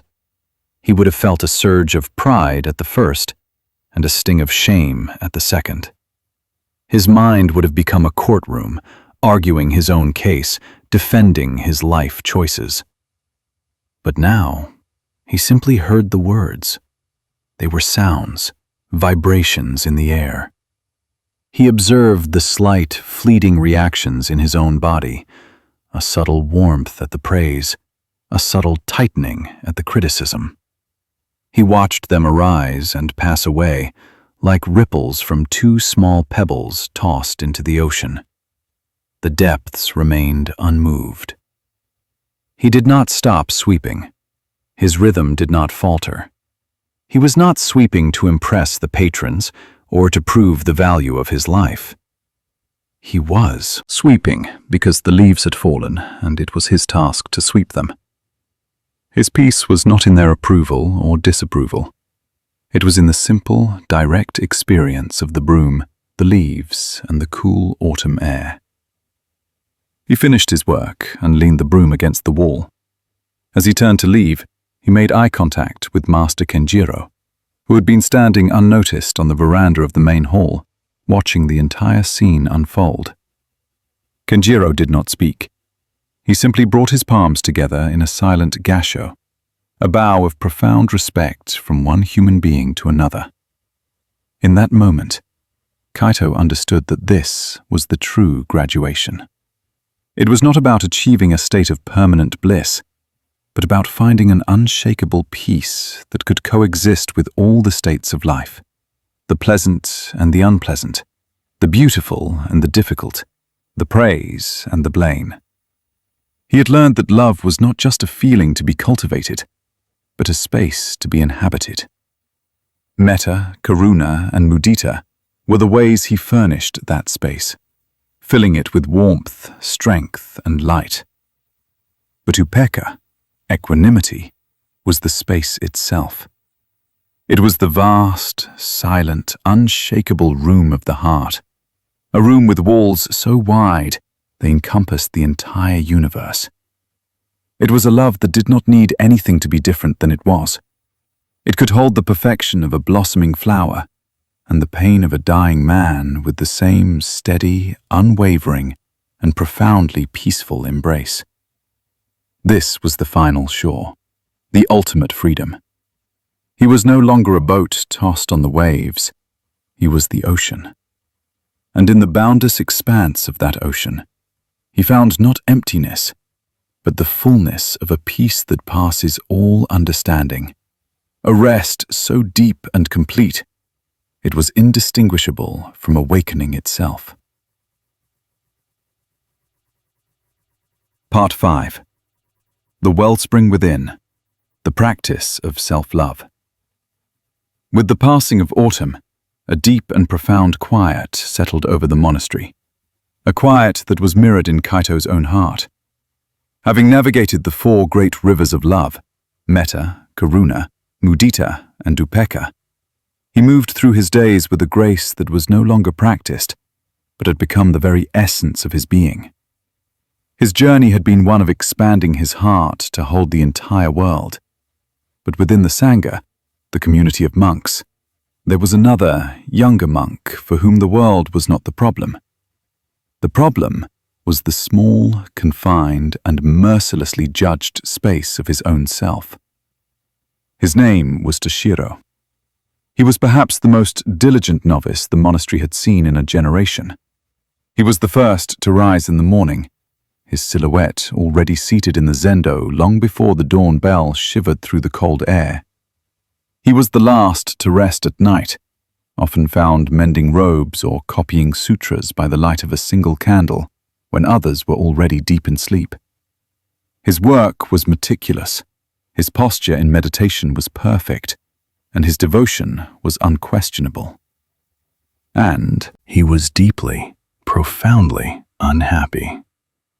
Toshiro was driven not by a gentle aspiration for enlightenment, but by a fierce and unrelenting inner critic.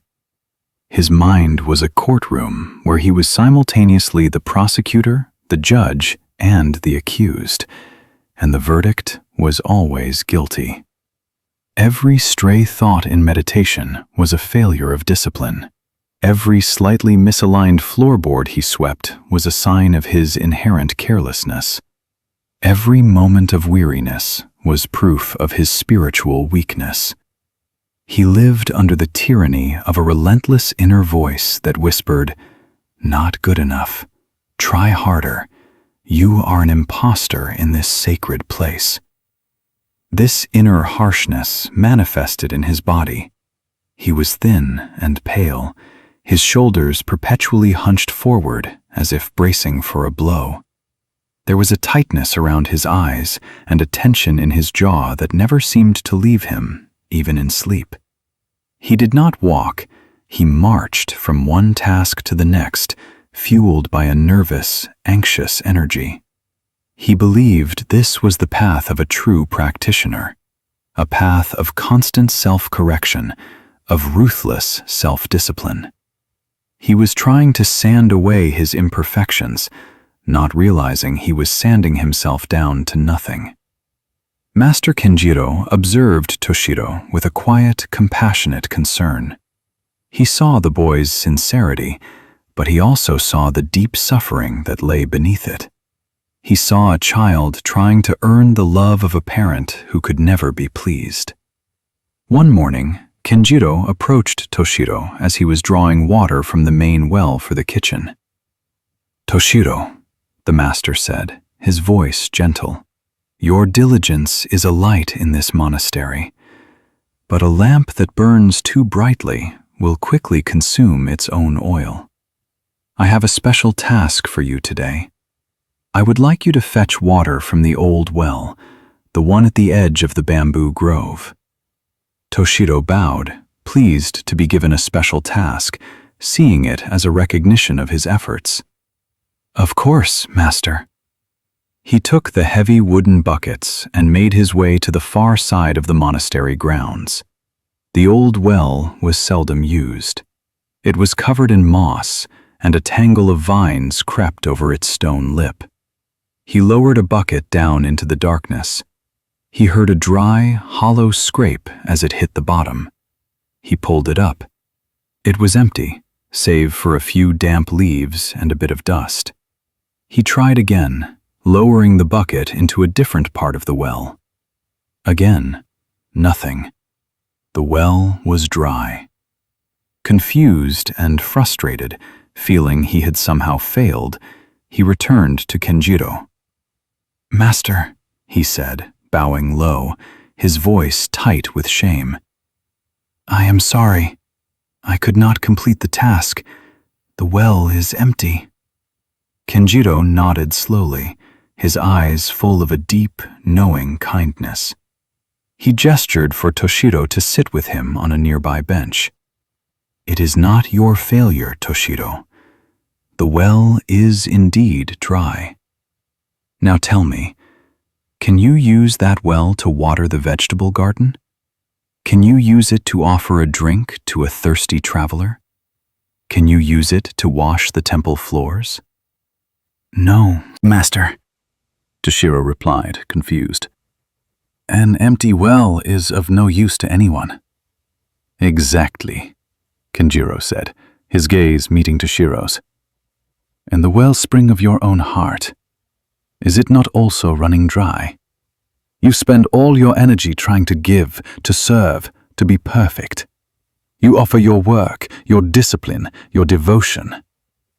But you offer nothing to yourself. You cannot pour water from an empty well, Toshiro. The practice of love, the boundless love we cultivate here, does not begin by flowing outwards. It begins with a single, quiet drop that falls into the very center of your own being." Tears welled into Toshiro's eyes. He felt seen in a way that was both painful and liberating. The master had looked past the perfect novice. and had seen the exhausted, frightened child within. I thought it was selfish to think of myself, Toshiro whispered. I thought the path was to forget the self. We seek to forget the small, demanding ego self, Kenjiro clarified gently. But we cannot do that by hating it or starving it. We do it by expanding our sense of self until it is so vast it includes everything. And that expansion must begin at home. You have been practicing the 4 immeasurables for others. Today, we will turn them inward. We will begin to refill your well. He led Toshiro to a secluded corner of the garden. Sit, he said, and place a hand over your heart. Feel the tension there. Feel the weariness. This heart has been working so hard under such a harsh master. It is time to offer it some kindness. The first practice was self-metta, loving kindness for oneself. Breathe in, Kenjiro instructed, and as you breathe out, silently offer yourself the words, "May I be well." Toshiro tried, but the words felt like a lie. His inner critic immediately rose up. You are not well. You are weak and full of flaws. The words felt hollow, selfish. He reported this to the master. Of course it feels strange, Kenjiro said patiently. You are speaking a language your heart has not heard in a very long time. Do not try to force a feeling. Simply offer the words. Plant the seed. Let it be a gentle, humble wish, not a demand. May I be happy. May I be peaceful. Day after day, Toshiro practiced this. He sat, and he offered himself these simple, radical phrases. Slowly, almost imperceptibly, a shift began. The words started to feel less like a lie and more like a possibility. He was learning to speak to himself with the same gentle goodwill he might offer to a stray cat or a struggling plant. Next, Kenjiro introduced self-karuna, compassion for his own suffering. When you are in the zendo, the master said, and a distracting thought arises, what is your first reaction? I feel anger at my own lack of focus, Toshiro admitted. I scold myself and try to force the thought away. And does this create more peace or less? Less, master. From now on, when a thought distracts you, or when you feel frustration or sadness, I want you to see it as a moment of suffering. Your mind is struggling. It is in pain. Instead of scolding it, I want you to offer it compassion. Place your hand on your heart and say, this is a moment of difficulty. May I be kind to myself in this moment. You would not whip a tired horse, Toshiro. Why do you whip your own mind? This was a revelation. Toshiro began to practice it. He would be sweeping the walkway and his mind would wander. The inner critic would begin its familiar attack, but he would catch it. He would stop, take a breath, and silently say, the mind is wandering. That is its nature. It is all right. Let me be gentle. He was learning to become a friend to his own experience, rather than its enemy. When he dropped a bowl in the kitchen, shattering it on the stone floor, his first instinct was a hot flush of shame. But then, karuna arose. He saw his own trembling hands, his own distress. This is a moment of suffering, he thought. He took a deep breath and offered himself kindness. He swept up the pieces not with frantic, self-recriminating anger, but with a quiet, gentle acceptance. It was just a broken bowl. Then came self-mudita, sympathetic joy for his own good qualities. "You are so quick to see your faults, Toshiro," Kinjiro explained one afternoon. "But you are blind to your own goodness. You must learn to rejoice in it, not with pride, but with a simple, grateful appreciation." Kinjiro instructed him to notice small moments of success or goodness. When he managed to sit through a meditation period with a relatively calm mind, he was to pause afterwards and feel a quiet, gentle joy. "It is good that this peace was here. I am grateful for it." When he helped an older monk carry a heavy load of firewood, he was to acknowledge the simple goodness of the act. "It is good that kindness arose in my heart." He was not feeding his ego, but simply acknowledging the wholesome qualities that were already present within him.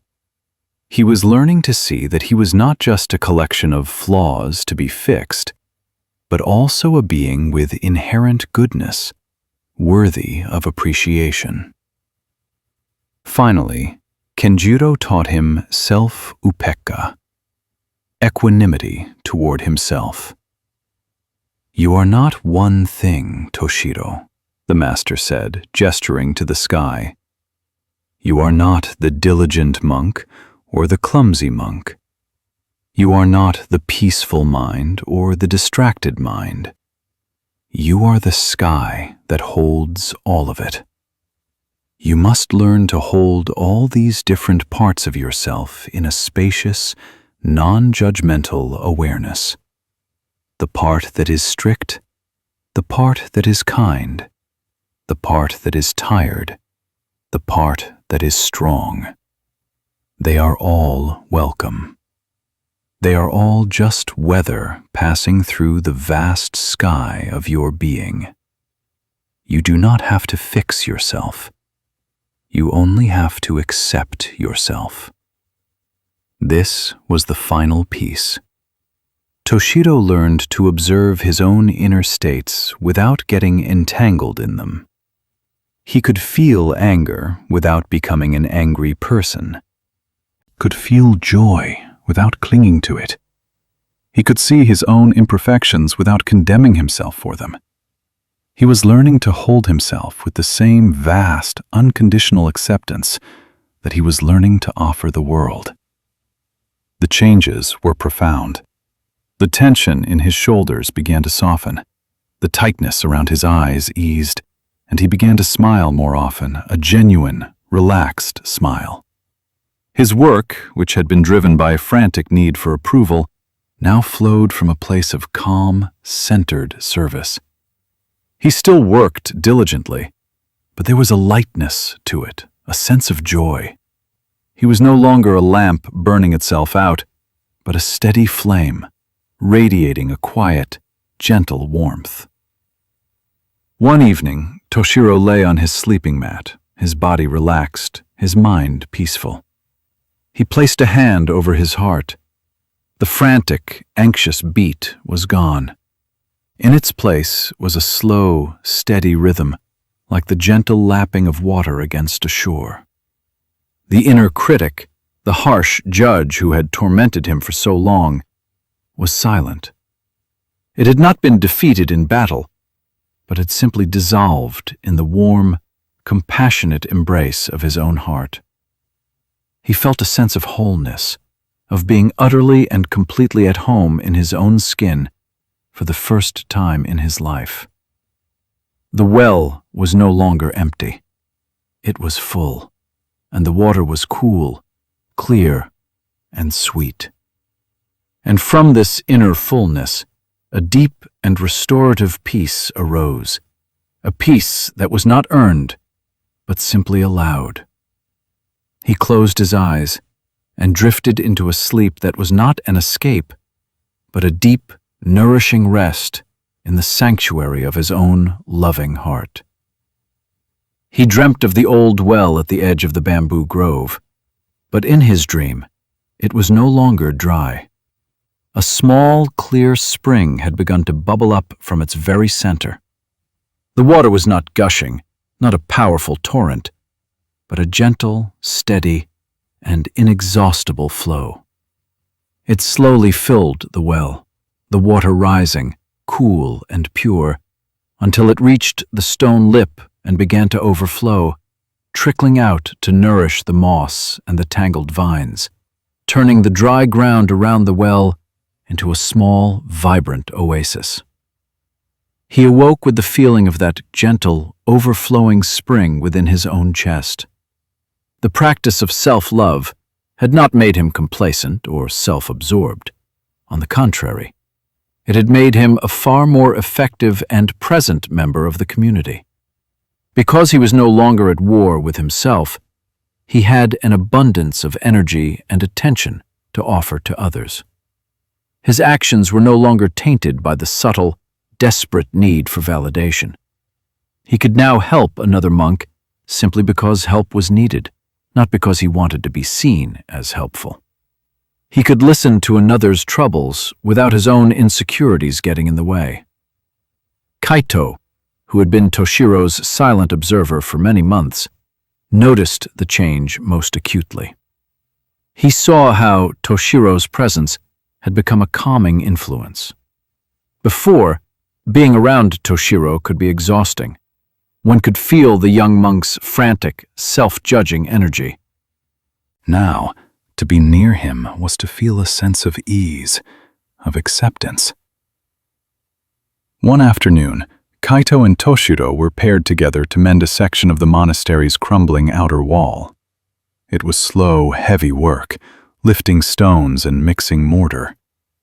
In the past, Toshiro would have attacked the task with a grim, punishing intensity, trying to prove his strength and endurance.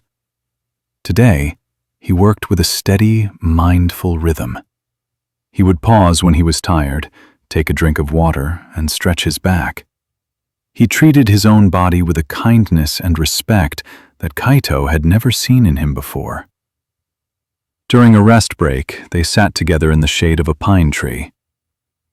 "You seem different, Toshiro," Kaito said gently.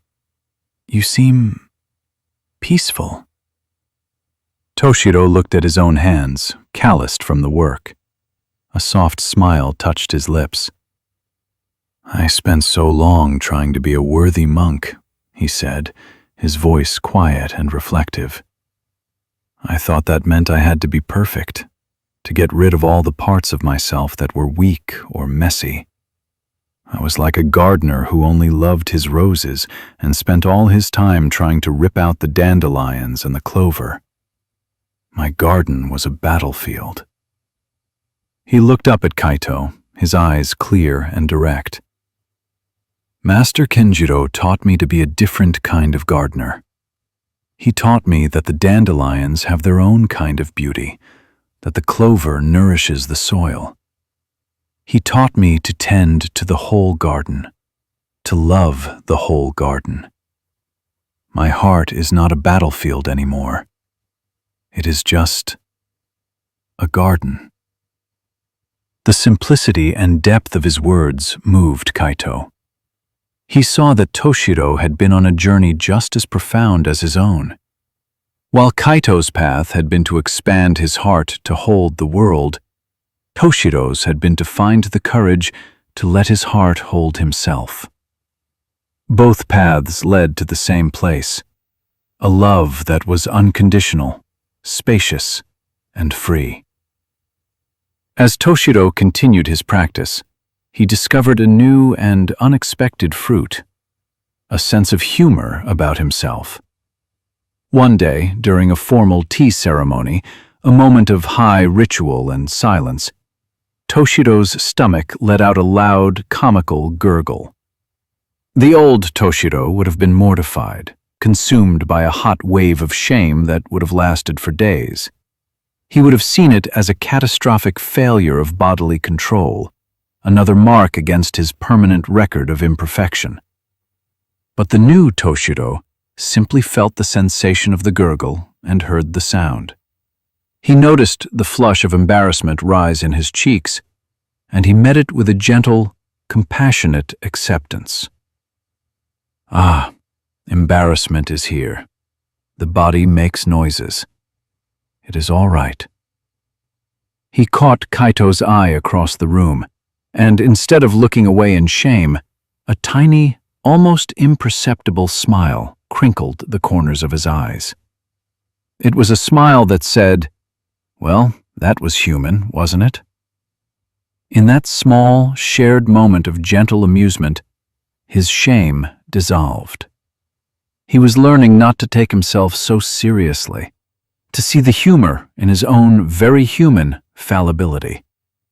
This lightness was perhaps the clearest sign that the wellspring within was truly flowing. He was learning that self-love was not a destination, but a continuous practice. It was the moment-by-moment choice to meet his own experience, the pleasant, the unpleasant, the beautiful, the embarrassing, with kindness rather than with judgment. It was the ongoing work of tending his own inner garden, of watering the seeds of self-compassion and patiently weeding the habits of self-criticism. Lying on his mat that night, Toshiro felt a deep, quiet gratitude. He was grateful for his demanding inner critic, for it had led him to the path. He was grateful for his suffering, for it had cracked him open. He was grateful for his own imperfect, gurgling, wonderful human self. He was no longer trying to escape himself or fix himself. He was simply resting in himself.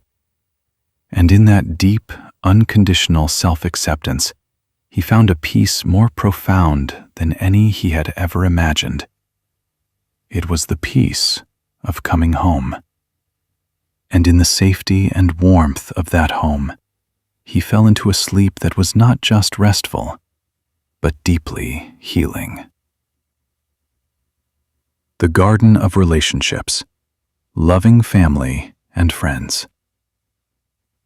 The seasons continued their slow, graceful turning, and Kaito's heart turned with them. He had found a home within himself, a spacious dwelling built upon the 4 great pillars of boundless love. His peace was no longer a fragile thing to be guarded, but a deep, resilient ground from which he could meet the world. He believed he had finally understood the nature of love, a force that could hold suffering with compassion, celebrate joy with gladness, and meet the changing tides of life with an unshakable calm. He had learned to love the sick, the stranger, and even the difficult parts of himself. But the path had one more lesson for him, a lesson that would take him back to the very place his journey had begun, the complex, tangled, and deeply rooted world of family. Life in the monastery was a river with a steady, predictable current. But the world outside was a vast ocean, and occasionally a message in a bottle would wash ashore. It came in the form of a letter delivered by a traveling merchant. The paper was fine, the handwriting elegant and familiar. It was from his mother. The sight of her script, which he had not seen in years, was enough to stir the deep, still waters of his heart. He took the letter to a quiet spot by the koi pond, the place of his first great letting go, and unfolded it. The news was not of births or festivals, but of a quiet, creeping sorrow. His younger sister, Akari, was struggling. She had married a good man from a neighboring village, a marriage that had promised stability and happiness. But a shadow had fallen over her spirit. His mother wrote of Akari's listlessness, of a light that had gone out in her eyes. She rarely laughed. She moved through her days like a ghost in her own home. His parents were consumed with a helpless worry. They had tried to talk to her, but she would not, or could not, say what was wrong. The letter ended with a plea that was all the more powerful for being unspoken. You are the monk. You are the wise one. What should we do? What should you do? A cold wave of anxiety washed over Kaito, a feeling he had not experienced with such intensity for a long time. The spacious peace of Upekkha seemed to shrink, and the old, familiar tightness clenched his chest. This was not the abstract suffering of a stranger in the infirmary. This was his sister, the little girl he had taught to skip stones across the river, the one who had cried when he'd left for the monastery. His love for her was a deep, ancient root, and her pain was a sharp tug on that root. His mind immediately began to spin. He pictured Akari, her bright face clouded with sadness. He imagined her husband's confusion, his parents' worried whispers. His mind, the mind he had trained so diligently to be still, became a whirlwind of solutions, plans, and anxieties. He should go to her. He should write to her, quoting the sutras, explaining the nature of suffering and release. He should tell her husband what to do, advise his parents on how to act. He felt a powerful, overwhelming urge to fix it. He felt that her happiness was his responsibility, and her suffering was his failure. That night, he could not sleep. He lay on his mat, his body tense, his mind racing. He was composing letters, rehearsing conversations, trying to find the perfect combination of words that would unlock his sister's sorrow and restore her to the happy, vibrant person he remembered. The love he felt was immense, but it was a heavy, anxious love. It was the love of a man trying to hold back a storm with his bare hands. The next day, his turmoil was a visible cloud around him. His movements were jerky, his attention scattered. He dropped a stack of bowls in the kitchen, the crash echoing the shattering of his own inner peace. Master Kenjiro found him sitting on the steps of the main hall, staring into the distance, his brow furrowed with worry. "The ocean is far from here, Kaito," the master said softly, sitting beside him. "But it seems a great wave has found its way into your heart." Kaito sighed, the sound heavy with frustration. He explained about the letter, about his sister's silent suffering, about his desperate, useless urge to fix her. "I have learned to have compassion for the suffering of strangers," he said, his voice low. "But with my own sister, my compassion is tangled with fear. I feel I must do something, but I don't know what to do. My love for her feels like a heavy stone." Kenjiro listened, his gaze calm and patient. When Kaito had finished, the master did not offer a solution.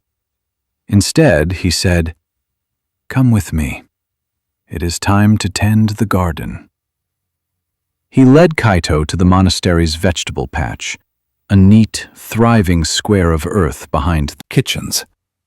The air smelled of damp soil and sun-warmed leaves. Kenjiro knelt down beside a row of young daikon radishes, their green tops lush and vibrant. "Look at this radish, Kaito," he said, his voice a quiet rumble. "It is a good, strong plant, but I cannot make it grow. I cannot pull on its leaves to make it taller. I cannot shout at it to grow faster. If I were to dig it up every day to check on its roots, would it thrive?" "No, master," Kaito said. "It would wither and die." "Exactly," Kenjiro said. He pointed to the dark, rich soil. "My work as a gardener is not to control the plant. It is to tend to the conditions that allow the plant to grow according to its own nature.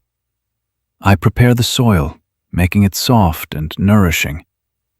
This is like creating a space of safety and trust in a relationship. I water the plant, giving it what it needs to survive. This is the metta and karuna we offer, the nourishment of our love and the soothing of our compassion. I pull the weeds that might choke it carefully so as not to disturb its roots. This is like helping to clear away confusion or fear, but we must let the person do their own true work. He looked up at the bright, clear sky. And I make sure it has sunlight. This is the light of our presence, our mudita that rejoices in their strengths, and our upekkha that trusts in their journey. But after all that, the growing is the radish's own work.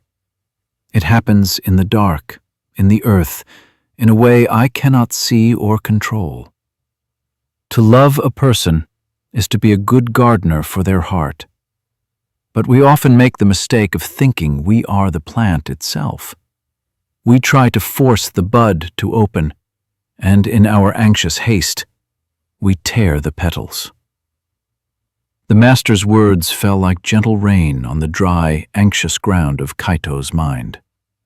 He saw his mistake with a painful clarity.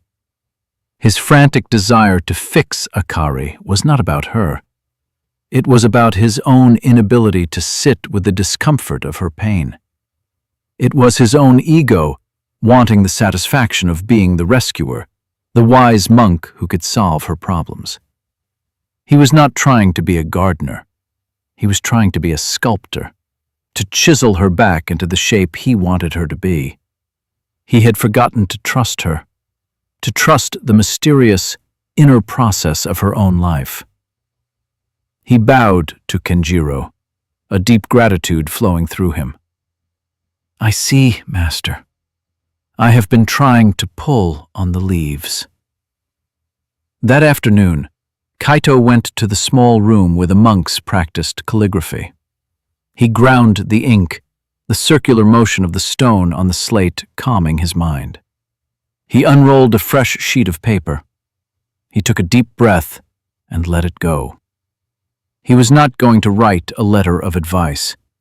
He was going to write a letter that was good soil, clean water, and warm sun. He dipped his brush. He began not with solutions, but with metta, pure loving kindness. My dearest Akari, he wrote.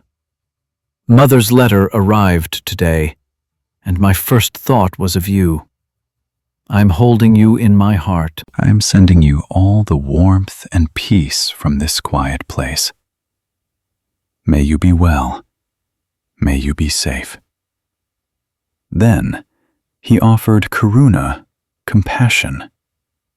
He did not try to explain away her pain or tell her to be strong. He met her where she was.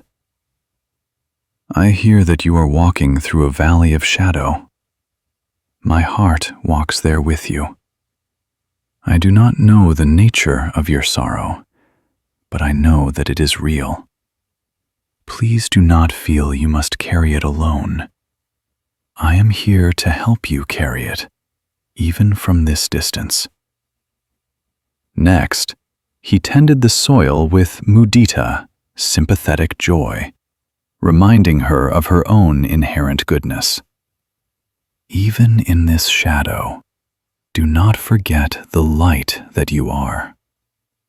I remember your laughter, which could always make the sun break through the clouds. I remember your strength when you cared for our grandmother. That laughter and that strength are not gone. They are the deep roots of you, and they are still there, waiting for the spring. Finally, he offered the spaciousness of upekkha, the gift of trust and non-attachment. This was the hardest part, the letting go of his need for a specific outcome. I cannot walk your path for you, little sister. That is your sacred journey. But I can walk beside you. I will not offer you easy answers because I do not have them. But I can offer you my listening ear, my quiet presence, and my unwavering love. I trust in you. I trust in your journey. Whatever you are feeling, it is all right. Whatever you decide, I will be here. He folded the letter, his hands steady, his heart calm. He had not offered a single piece of advice. He had not told her what to do. He had simply tended the garden. He had offered her a safe space to be exactly who she was, in all her pain and confusion. He had let go of the anxious need to fix her and had replaced it with a deep, quiet trust in her own resilience. After sending the letter, a profound sense of relaxation washed over him. The heavy stone of responsibility had been lifted. He realized that true love for family and friends was not about managing their lives or solving their problems. It was about this steady, patient, and trusting presence. It was about having the courage to let our loved ones have their own struggles, and the compassion to love them through those struggles without needing them to change. That night, Kaito slept more deeply than he had in days. He dreamt he was in a vast and beautiful garden. All of his loved ones were there: his parents, his sister, his friends from the village, his brothers in the monastery. Each one was a unique and beautiful plant. Some were tall, flowering trees. Some were sturdy vegetables. Some were small, delicate mosses. He was not rushing around, anxiously trying to tend to them all. He was simply walking among them, his presence a gentle, nourishing rain that fell on everyone equally. He was at peace, and so was the garden. He had learned that the most profound way to love another is to trust in their unfolding, and to simply, quietly, and lovingly hold them. Space for it to happen. Weeks turned into a month, and Kaito received no reply. The old Kaito would have been consumed with anxiety. He would have imagined the letter had been lost, or that his words had been wrong, or that his sister's condition had worsened. His mind would have created 1,000 catastrophic scenarios. But the practice of being a gardener for his sister's heart had also been a practice for his own. He continued to hold her in his morning metta practice, sending her warmth and peace. He sat with the feeling of not knowing, the uncertainty, and he met it with the spacious calm of upekkha. He trusted the seed he had planted. He knew that growth happens in its own time, in the dark, unseen. One afternoon, as he was returning from the infirmary, he saw a familiar figure waiting for him near the monastery gates. It was his brother-in-law, Akari's husband, Kenji. His face was etched with weariness, but there was a flicker of something new in his eyes, a hesitant hope. Kaito's heart did not leap with anxiety, but settled into a deep, quiet presence. He walked to Kenji and bowed. "Your letter arrived," Kenji said, his voice low and rough with emotion. She read it 12 times. She kept it under her pillow. For a long time, she said nothing. But something in her began to soften. It was as if a frozen river had begun to thaw. Kenji explained that a few days after reading the letter, Akari had finally spoken. She had poured out her heart to him, releasing a torrent of quiet grief and fear that she had held inside for months. She spoke of her loneliness in the new village, of her fear that she was not a good enough wife, of a deep, hollow feeling of meaninglessness that had terrified her. She had been afraid to voice these feelings, believing they were a sign of her own failure, a burden she should not place on her new family. "Your letter," Kenji said, his voice breaking. It didn't tell her what to do. It told her it was okay to be who she was. It gave her permission to be sad. It was the first time she felt she wasn't being asked to be happy. She was just being loved. He explained that the thaw was slow, but it was real. Akari had started taking short walks with him. She had helped her mother-in-law with the mending, a small but significant step back into the stream of life. There were still difficult days, still moments when the shadow returned, but now they could talk about it. The silence had been broken. "She wanted me to bring you this," Kenji said, holding out a small, cloth-wrapped package. Kaito took it. Inside was a single, perfectly smooth river stone, the kind he and Akari used to skip across the water when they were children. It was a message of shared memory, of connection, of a love that ran deeper than any temporary sorrow. It was a sign that the root was still strong. It was her way of saying, "I remember. I am still here." Kaito held the stone in his palm. It was cool and solid, a piece of the earth, a symbol of a love that was grounded and real. He felt a wave of profound gratitude wash through him. He had done nothing, and yet everything had changed. By letting go of the need to control, by offering love without expectation, he had created the space for healing to begin. He and Kenji sat and talked for a long time. Kaito did not offer the pronouncements of a wise monk. He simply listened. He listened to Kenji's own fears and frustrations, his deep love for Akari, and his helplessness in the face of her pain. Kaito was a quiet, spacious presence, a calm harbor where Kenji could unload his heavy cargo of worry. When Kenji finally left as the sun was setting, he stood taller, his shoulders less burdened. He had not been given a map, but he had been reminded that he was not navigating the storm alone. That evening, Kaito sat in the zendo, the river stone resting on the floor in front of him. He looked at the other monks, their still, seated forms.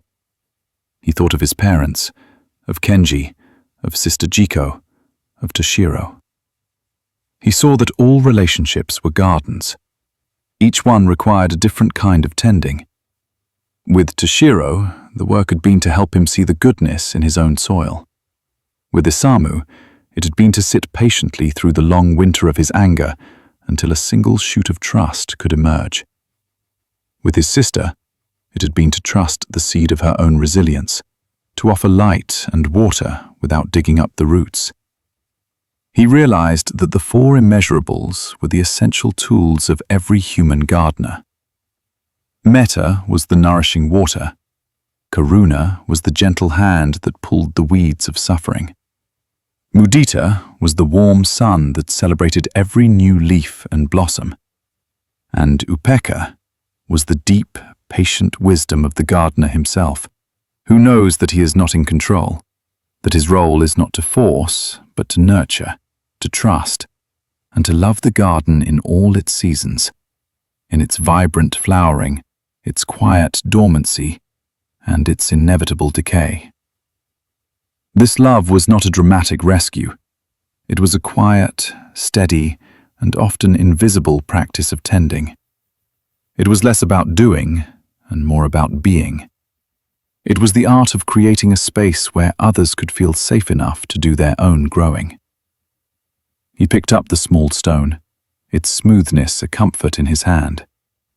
It was a reminder that the strongest connections are often the simplest, built on a foundation of shared presence and unconditional acceptance. As he settled into his meditation, the stones seemed to radiate a gentle warmth. He felt his connection to his sister not as a cord of anxiety, but as a deep, quiet river flowing between their two hearts. The river was calm now. He could trust its current. He let go into the silence, his heart as peaceful and solid as the stone he held, resting in the deep, fertile ground of a love that nurtures, trusts, and lets be. Part 7. The Expanding Circle. Loving Strangers and Enemies. The deep, quiet work of tending the garden of his close relationships had settled into a steady rhythm in Kaito's heart. He had learned to love his family not with an anxious grasp, but with an open, trusting hand. This practice had softened him, deepening his compassion and grounding his peace. He felt his circle of care was complete. He could love himself, his monastic brothers, his family, and the suffering souls in the infirmary. He believed he had reached the shore of a boundless love. But the ocean is always larger than we think, and the path of the heart always has another horizon. The test of this new horizon arrived not as a letter or a quiet crisis, but as a man walking up the steep mountain path to the monastery. He was a samurai, though he wore the simple robes of a traveler. His swords, the long katana and the shorter wakizashi, were still tucked into his sash, a clear sign of his station. But it was his face that announced his presence long before he reached the gates. It was a mask of cold, disciplined rage. His eyes were like chips of obsidian, and his jaw was set so tightly it seemed carved from stone. He moved with the deadly grace of a predator, and the birds in the trees fell silent as he passed. He did not ask for entry, he demanded it. He sought an audience with Master Kenjiro. The monks who met him at the gate felt a palpable wave of aggression and were unsettled. They led him to the master's reception room, a place usually reserved for calm tea and quiet conversation. Kaito, who was nearby, was asked to serve the tea, his own calm presence often a soothing balm for visitors. As Kaito entered the room, the air was thick with a silent, simmering violence. The samurai, whose name was Hidetora, was kneeling on a cushion opposite the master. He was not relaxed, but coiled, like a viper ready to strike. Master Kenjiro sat in his usual posture of serene, unshakable calm, his hands resting in his lap, his presence like a great, silent mountain that simply absorbs the energy of the storm. "I have come for answers," Hidetora said, his voice a low, dangerous growl. He did not touch the tea Kaito placed before him. "I have been told you are a man of great wisdom. I have no use for your empty philosophies. I want to know about revenge." Kenjiro's expression did not change. "Revenge is a hot coal that you hold in your hand, intending to throw it at another," the master said, his voice as calm as still water. "You are the one who is burned." A muscle twitched in Hidetora's jaw. "The man I seek has burned my life to the ground. He was my most trusted general. He betrayed me, murdered my son in his sleep, and stole my lands. He has left me with nothing but this," he said, his hand resting on the hilt of his katana. "I have hunted him for a year. I have found him. He is hiding in a village in the valley below this mountain. Tomorrow, I will go down, and I will end him. But the sages say that revenge will not bring peace. Tell me, wise master, what will?" The question was a challenge, a demand. Kaito felt a knot of fear tighten in his own stomach. The samurai's pain and hatred were so powerful, they felt like a physical force in the small room. He looked at Hidetora and saw not a man, but a vessel of pure, destructive rage. He felt an instinctual aversion, a desire to back away from this dangerous, broken person. Kenjiro took a slow sip of his tea. He looked at Hidetora, but his gaze was not one of judgment or fear. It was a look of profound, heartbreaking compassion. He was not seeing a monster. He was seeing a man in the deepest agony of the human condition. "Your question is a good one," Kenjiro said. "But to find the answer, you must first understand the nature of your enemy. You say he is in the valley, but I say your true enemy is here, in this room. He is the one who has stolen your peace. He is the one who keeps you awake at night, whispering poison in your ear. He is the one who has turned your heart to stone." Hidetora's hand tightened on his sword. "Do not play word games with me, old man." "This is not a game," Kenjiro replied, his voice still gentle, but with an edge of immense authority. "Your enemy is your own hatred. You believe that by destroying this man you will destroy your hatred, but you will not. You will only feed it. It will grow stronger and it will consume what is left of you. You will have your moment of satisfaction, and then you will be left with an emptiness far greater than the one you feel now." The master turned his gaze to Kaito. "Kaito," he said, "please bring another cushion. Hidetora will be staying with us for the night. He will meditate with us, he will eat with us, he will work with us. And tomorrow he may do as he pleases." Hidetora looked stunned, then angry. "I am not one of your shaven-headed boys. I will not stay here and play at peace." "You came seeking an answer," Kenjiro said, his voice unwavering. "The answer is not in a word or a phrase. It is an experience. Stay for one day. See what you find. If you find nothing, then your path to the valley is still open. What have you to lose but a single night of your anger?"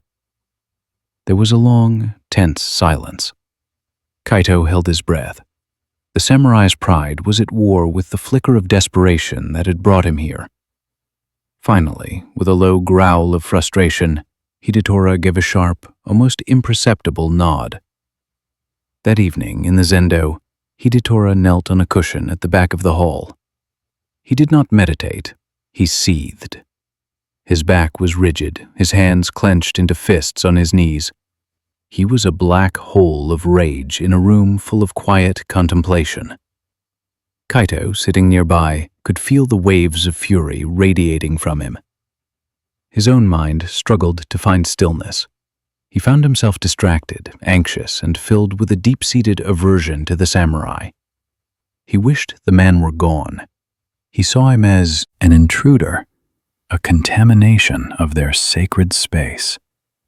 During his meditation, Kaito tried to practice metta for the samurai. "May you be well. May you be peaceful." The words felt utterly hollow, a lie. How could he wish peace for a man who was so intent on violence? His heart was closed to Hidetora. He saw him not as a suffering being, but as an enemy of peace, an enemy of the monastery, an enemy of all he held dear. After the sitting, Kaito sought out Master Kenjiro.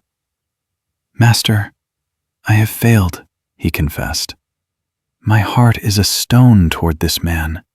I feel no compassion for him, only fear and anger. All my practice feels useless in the face of such hatred. How can you ask me to love an enemy?" Kenjiro looked at him, his eyes searching Kaito's.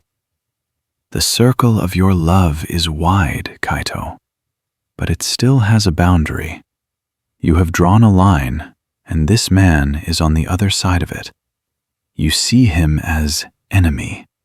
You have put a label on him, and you can no longer see the human being beneath it. To love an enemy does not mean you must approve of his actions. It does not mean you must invite him to dinner. It means you must find the courage to see that he, too, is a suffering being. It is the most difficult practice of all. It is the final expansion of the heart." The master continued, "You are not trying to feel love for his hatred. You are trying to feel compassion for the immense pain that is the source of his hatred. This man has lost a son. Can you imagine that pain? Can you connect with that part of his story? His heart is on fire, and in his madness, he thinks he can put out the fire by burning down the world. Your job is not to judge the fire, but to see the man who is being burned alive by it." The next morning, Kaito was assigned to work with Hidetora, chopping wood for the kitchen fires. The silence between them was heavy and hostile. Hidetora swung the axe with a terrifying, violent force, each blow a rehearsal for the vengeance he planned. Splinters of wood flew like shrapnel. Kaito worked beside him, his body tense, his mind struggling with the master's instructions.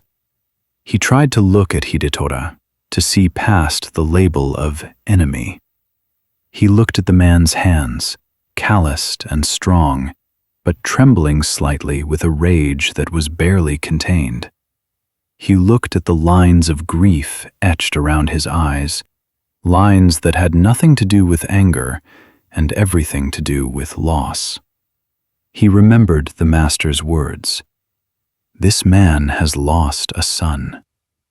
Kaito thought of his own family, of his love for his sister Akari.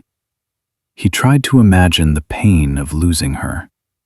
A cold, sharp pang of fear and sorrow pierced his own heart. It was an agony beyond comprehension, and in that moment, for the first time, he felt a flicker of connection. He saw that the samurai's rage was not a primary force. It was a shield. It was a suit of armor he had built around the unbearable, gaping wound of his grief. The hatred was the only thing holding him together, the only thing keeping him from shattering into a million pieces. The axe Hidetora was swinging suddenly slipped, the blade glancing off the log and burying itself in the dirt, dangerously close to his foot. Hidetora swore, his frustration boiling over.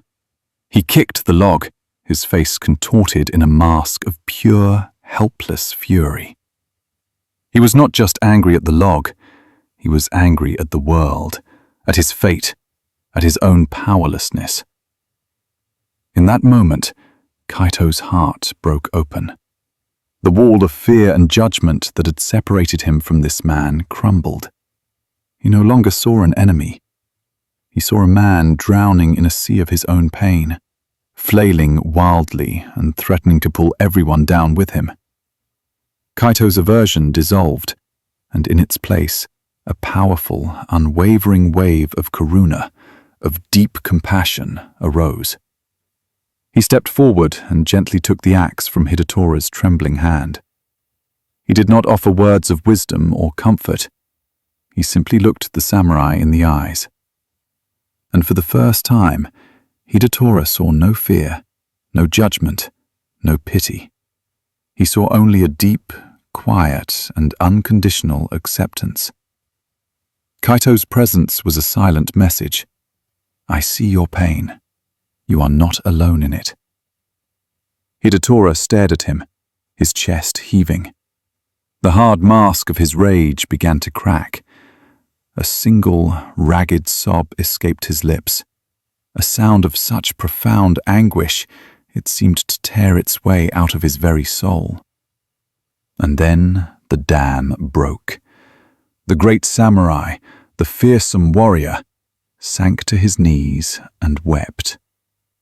He wept for his murdered son, for his own broken heart, for the year he had spent feeding a fire that was consuming him from the inside out.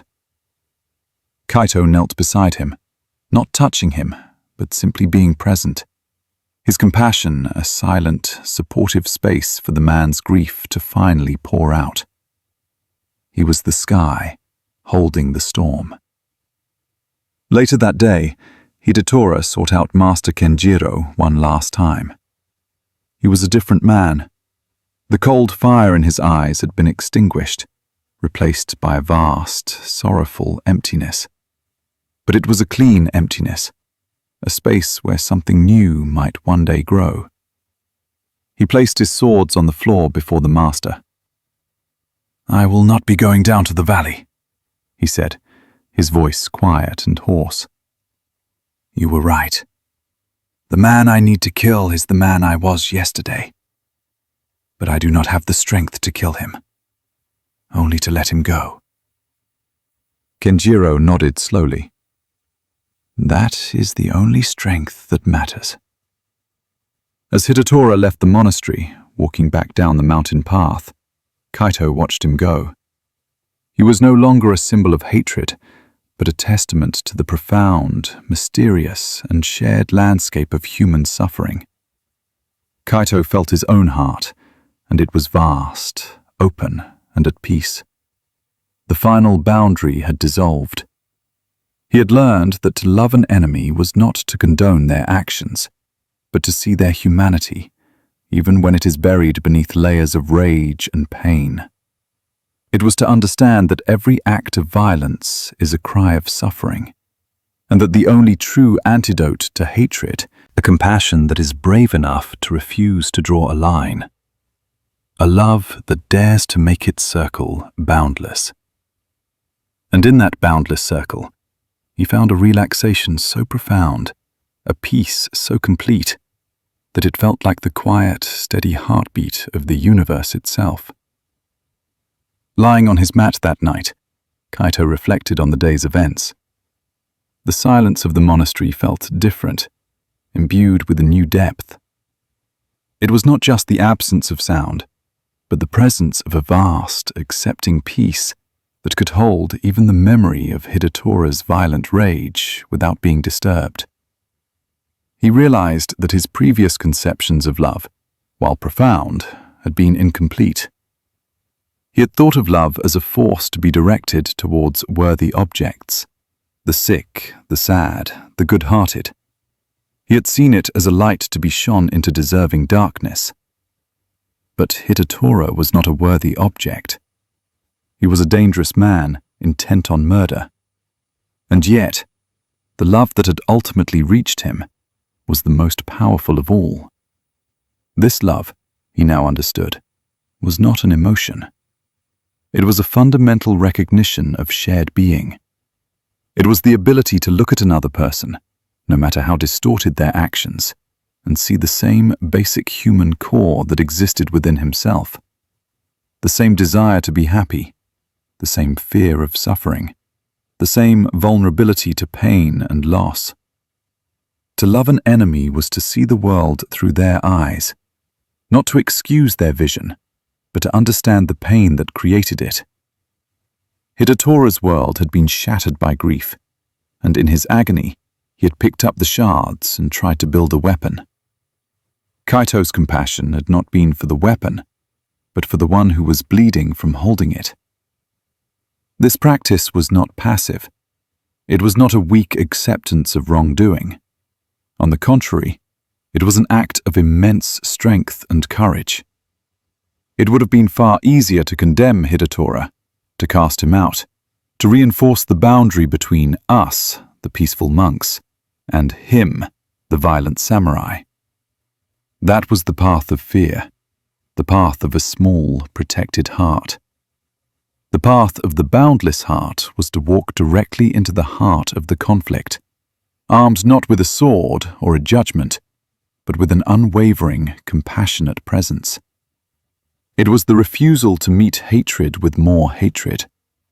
It was the radical act of offering water to a man who was trying to set your house on fire, not because you wanted him to succeed, but because you saw that he himself was burning.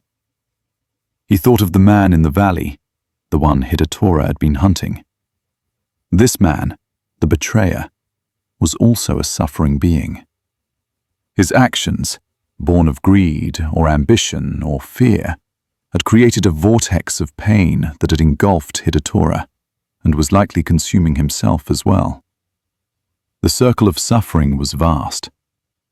Kaito sent a wave of compassion down the mountain, not just for Hidatora, but for the man he had been hunting.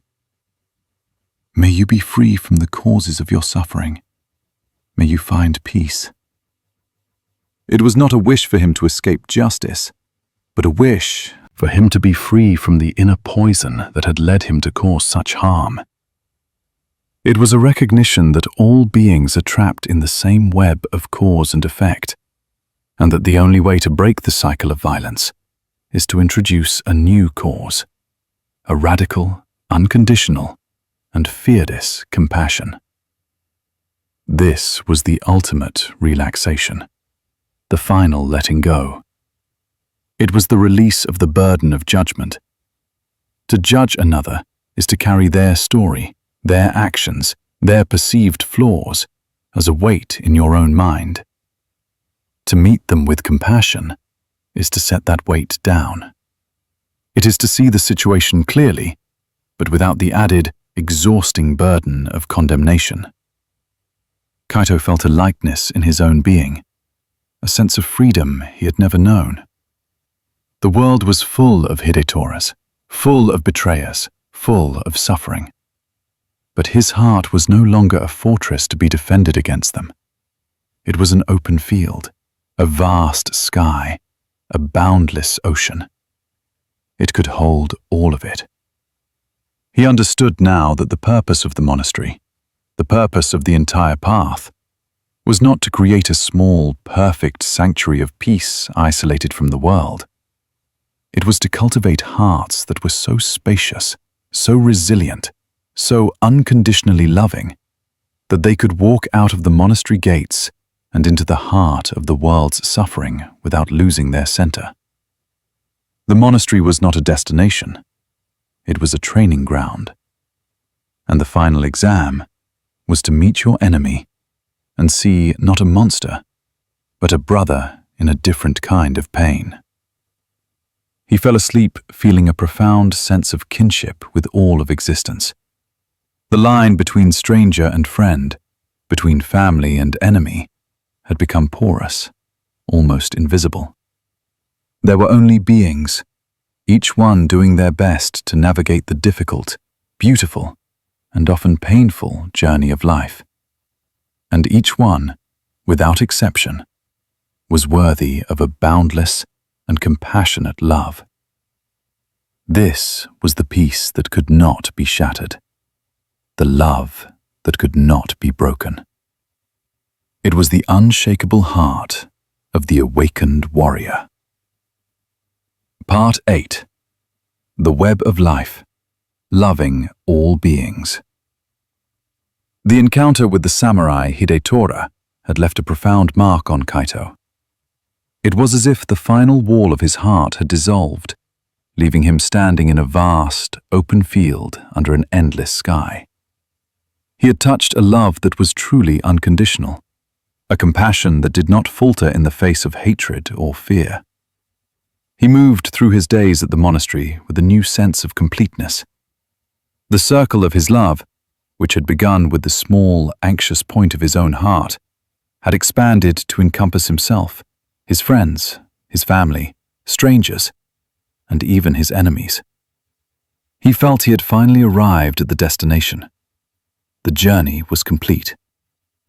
But the nature of the path is that just when you believe you have reached the summit, you discover that the mountain is part of a much larger range, its peaks disappearing into the clouds. Kaito's peace was deep, but it was a peace centered on the world of human beings.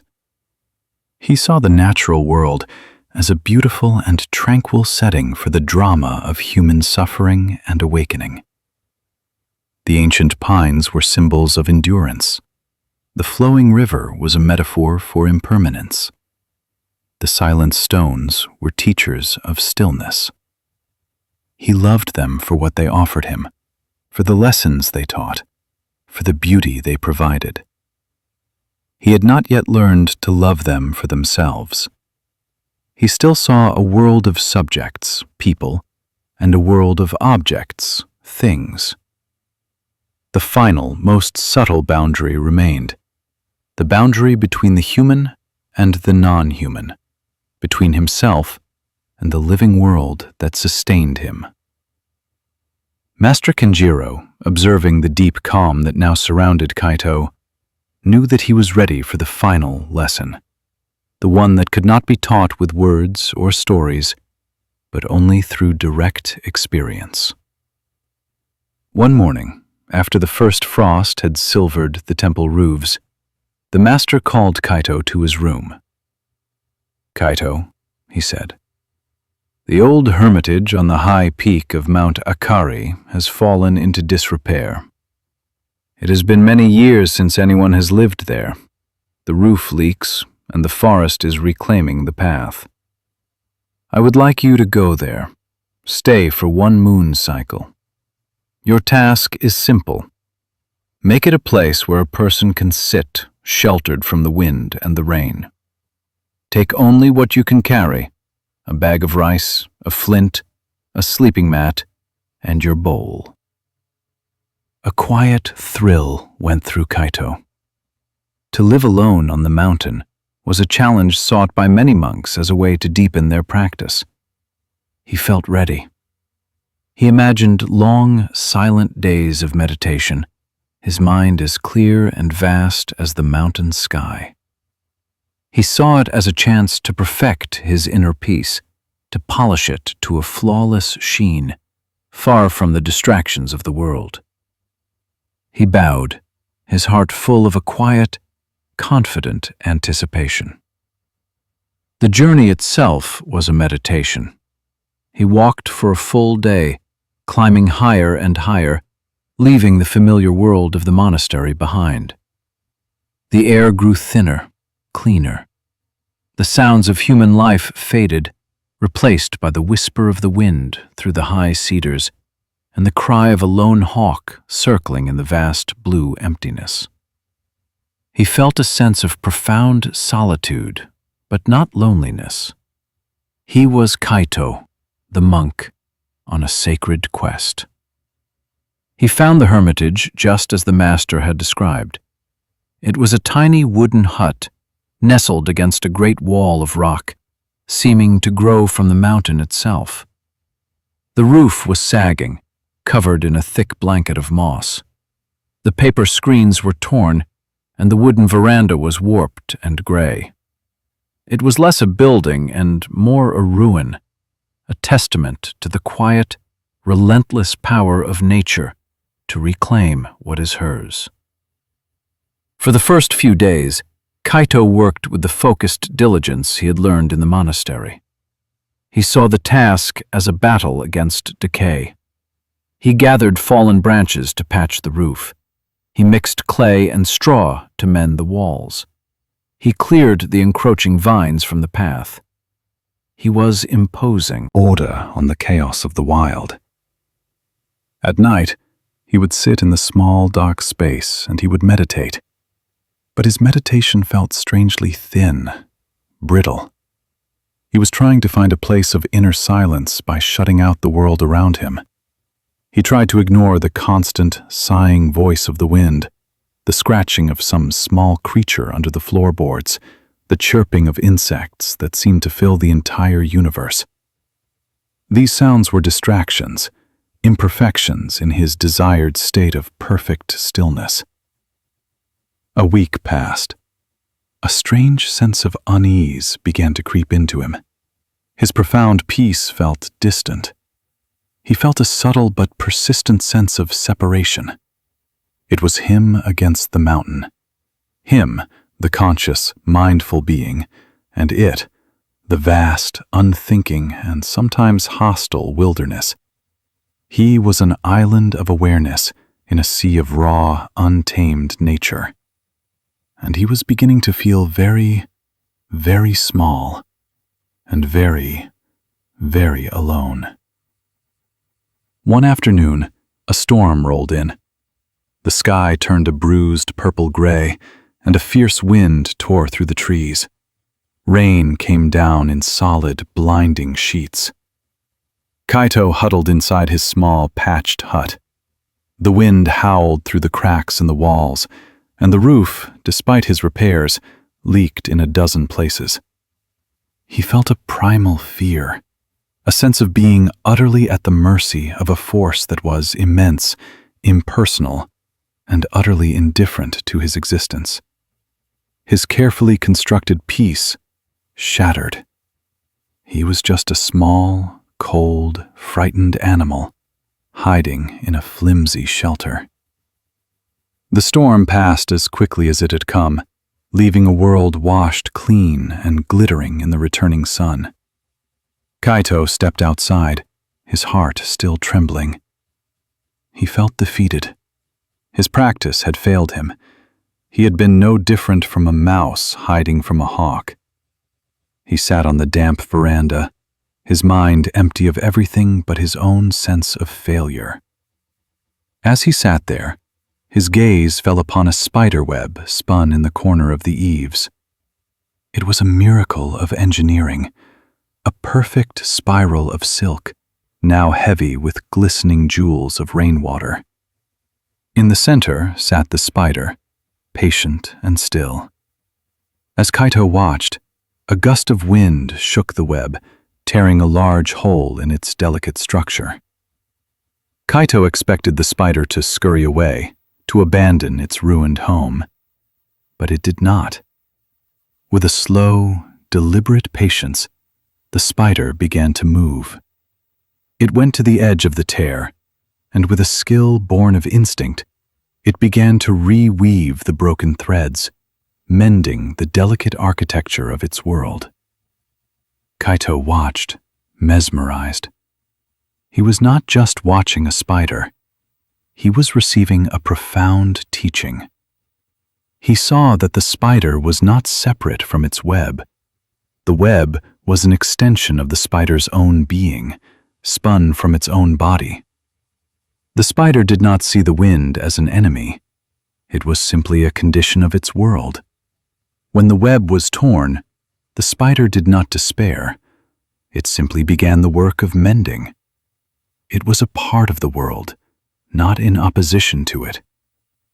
A thought bloomed in Kaito's mind with the clarity of a thunderclap.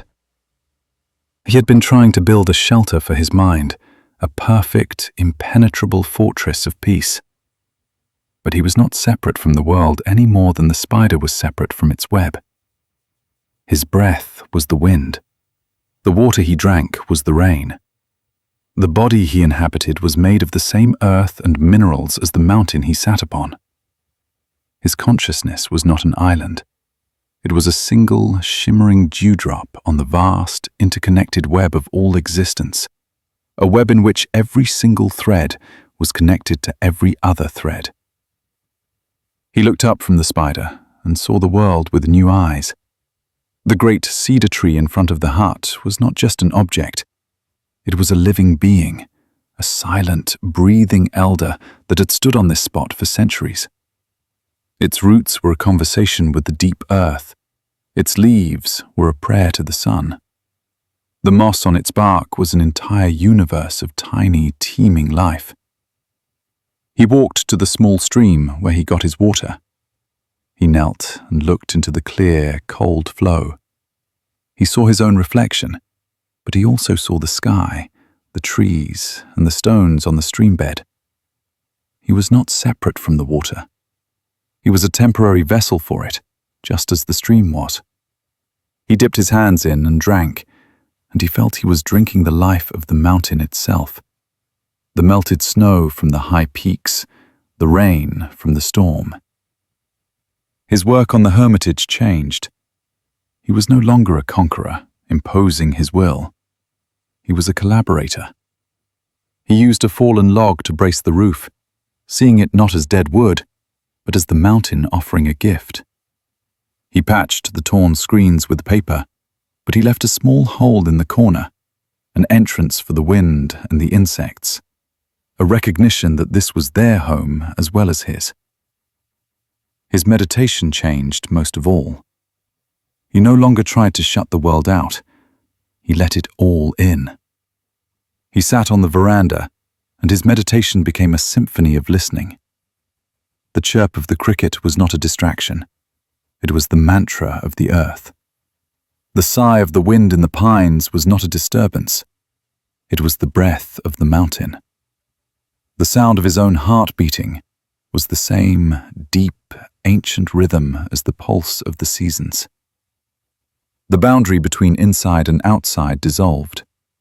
Kaito the monk, the mountain, the spider, the stream, they were all expressions of a single, sacred, and astonishingly alive reality. He had been practicing love for all beings. Now, he was experiencing love as all beings. It was not an emotion he generated, but the very fabric of his existence. He felt a love for the hard, unyielding granite of the cliff face, for the fragile beauty of a wildflower pushing its way through a crack in the stone, for the silent, patient life of the lichen. It was a love that was quiet, vast, and deeply peaceful, for it was a love without a lover and without a beloved. There was only the loving itself, the seamless, interconnected dance of all life. When the moon had completed its cycle, Kaito walked back down the mountain. He was the same man, in the same robes, but he was fundamentally different. The monks who greeted him at the gate noticed it. There was a new quality to his stillness. It was not the cultivated stillness of a disciplined mind, but the deep, earthy, unshakable stillness of the mountain itself. That night, lying on his mat in the familiar quiet of the monastery, he could still feel the mountain. He could feel its deep, slow time, its ancient patience. He heard the soft sounds of the monastery, the breathing of his brothers, the creak of a floorboard. And he heard the sounds of the night outside, the distant call of an owl, the rustle of leaves. They were not two different things. They were all one sound, one breath, one life. The web was everywhere. He was a part of it, and it was a part of him. And in this profound, boundless, and loving unity with all that is, he closed his eyes and sank into a sleep that was as deep and as peaceful as the ancient, dreaming earth. His dreams were no longer personal narratives, but vast sensory experiences. He dreamt not of people or events, but of being the wind, flowing unimpeded over the mountain ridges. He dreamt of being a great stone, feeling the slow, patient passage of centuries, the sun and frost and rain gradually shaping his surface. He dreamt of being the mycelial network under the forest floor, a vast, silent consciousness connecting the roots of every tree, sharing nutrients and information in a language far older than words. He awoke not with the memory of a story, but with the felt sense of these other ways of being still vibrating in his own cells. This new perspective permeated every aspect of his life back at the monastery. The simple act of eating became a profound practice of communion. Before, he had eaten with mindfulness, appreciating the food and the work that went into it. Now, he saw the bowl of rice in a completely new light. He saw the sun and the rain that had nourished the rice paddies. He saw the rich earth of the fields and the tiny organisms that lived within it. He saw the farmer who had planted the seeds and the one who had harvested the grain. He saw the potter who had shaped the bowl and the fire that had given it strength. In his simple morning meal was the entire cosmos, the whole intricate, interdependent web of life offering itself to him. To eat was to take the universe into his body, an act of the most profound intimacy. Gratitude was no longer a thought he cultivated. It was the natural, spontaneous response of his heart. His relationship with his monastic duties also transformed. When he swept the courtyard, he was no longer just cleaning. He was in a conversation with the wind and the trees. He would watch how the maple leaves, in their brilliant crimson, would release themselves from the branch without struggle, surrendering to the pull of the earth. The leaves were not dying. They were beginning the next stage of their journey, becoming food for the soil, nourishment for the roots of the very tree that had borne them. Sweeping them was not a chore to be finished, but a sacred task, helping them along their path, participating in the great, endless cycle of birth, death, and renewal. He began to spend more time with the monastery's ancient ginkgo tree, a giant that was said to be older than the temple itself. He would sit at its base, his back against the rough, deeply furrowed bark. He would not meditate in the formal sense. He would simply sit and listen. He listened to the rustle of its fan-shaped leaves, a sound like a soft, flowing river. He felt the immense, slow, silent life force within the great trunk. He began to feel the tree's consciousness, not as a thinking human-like mind, but as a vast, deep, and patient awareness. The tree had witnessed centuries of monks come and go. It had stood through wars and famines, through bitter winters and glorious springs. It held a wisdom that was beyond concepts, a deep, rooted knowing. Kaito realized that enlightenment was not just a human potential. The tree was enlightened. The stone was enlightened. The river was enlightened. Each thing, by being perfectly and completely itself, was an expression of the awakened mind. The other monks noticed the change in him. Toshiro, who had learned the art of self-love, saw in Kaito a love that had gone even beyond that. He saw a man who seemed to have no edges, whose sense of self had become so porous that it blended seamlessly with the world around him. "When you sit, Kaito," Toshiro said to him one day, "it is as if the whole garden is sitting with you."